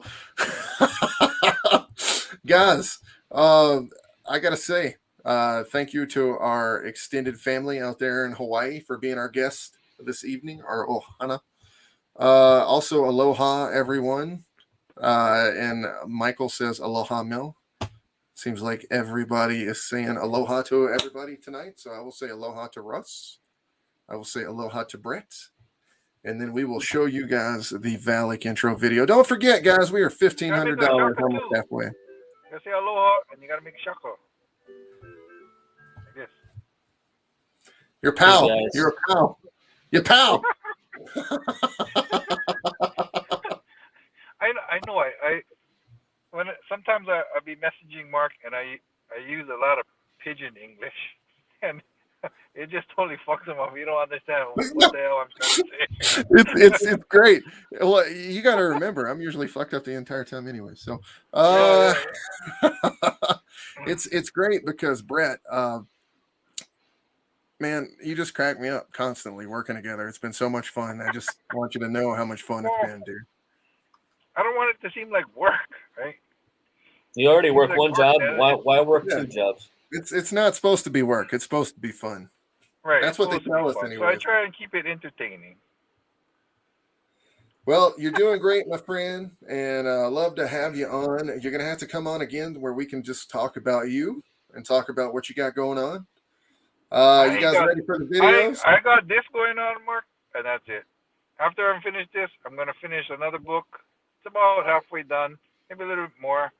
But after that, I'm just gonna take a big break, just sit on the beach, drink Mai Tais. Why you gotta rub that shit in? Why you gotta rub it in, bro? like. Hey, rubbing it in is when I shoot you some pictures while it's snowing over there, and me in the sun drinking a Mai Tai on the beach. I just want you to know that as of right now, the Big Island has more snow than Denver does. I think we had like 9 inches, like a week ago. Yeah, we're in a bit of a snow drought right now. It's starting to kind of freak me out a little bit. It was 60 degrees today, so. Wow, I think it was like in the 70s here. Wow, it's kind of hot over there, huh? It's a little warm, dude. It's a little warm. Michael says, Russ Cassidy, pleasure seeing you on here, man. And he's the only one that feels that way. Pretty much. All right, Mark, I'm going to take off because I'm getting hungry. You should, and I'm getting hungry too, man. You got to remember, I'm 2 hours past where you are, or 3 hours past where you are, Brett. So I'm starving right now. I feel you. Dinner time. All right, ladies and gentlemen, without any further, knowing you'd go this long, right? Hey, all right, man. You guys have a good evening. All right, Ross. Take care, Mark. See ya. Aloha. Aloha, my friend. All right, so I'll we see got you. one more. I'll see you. I gotta Russ. go. Yes, sir. I love you, buddy. All right, we'll see you, man. We got one more special guest making an appearance on the show tonight, ladies and gentlemen. We're going to go ahead and bring him on right now. We're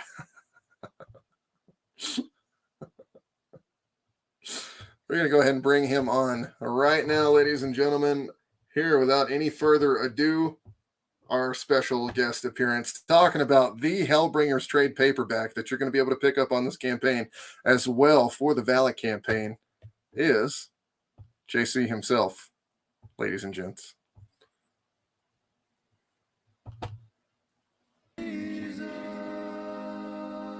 Hello, all you Hellbringers fans out there. It's me, everybody's favorite Lord and Savior, Jesus. And I just want to take a quick break from my very, very busy schedule of, miracles and, other Jesus duties up here to tell you all about Hellbringers. Yes, the trade paperback collecting the first arc and 5 issues of the hit series that was on Kickstarter this year and is currently getting con exclusives and selling out in every con. It's glorious. But you don't have to take my word for it. But you probably should, though, because, I am, the most reputable person, ever. Don't get me started on Lucifer the Conqueror. What a shitty husband. You'd think Adam was pretty shitty for letting Eve go in there and, get all funky with that snake and eating the apples and stuff. Lucifer? Oh. Well, anyways, listen, I'd love to stay, rain down blessings, but I am the busiest savior ever. And these mansions, they're not going to build themselves. So you stay blessed, okay? Don't forget, Hellbringers. You better get it quick, before it's too late. Gotta go. Love you. Amen. Ladies and gentlemen, that was my main man, JC. So if you haven't checked out the trade paperback yet, we actually have the option for the first 5 chapters on there as well. One of the things that I want to show you before we hop off here tonight is the Valak promo video. The last time you guys are going to see this on this show tonight, and the last thing we're going to leave you with. If you're not hyped yet, you're going to be after this one, ladies and gentlemen.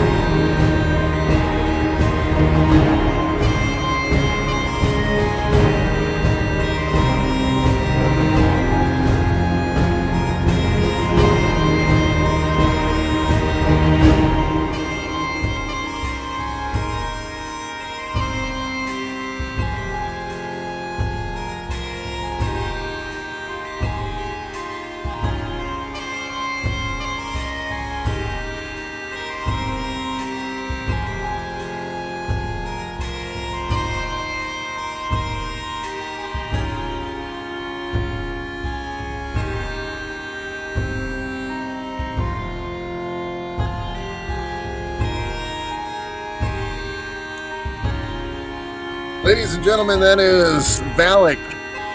Over Revenge starts in December, aka today. $1,500 so far.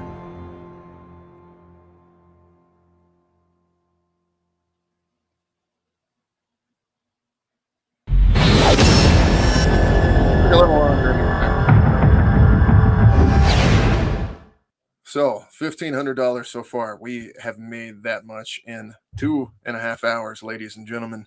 This has been an amazing, amazing broadcast with so many incredible and talented individuals that have come on to do something bigger than themselves. That's really what this is about, and making these books is about. And for us, for me, there's nothing better in life.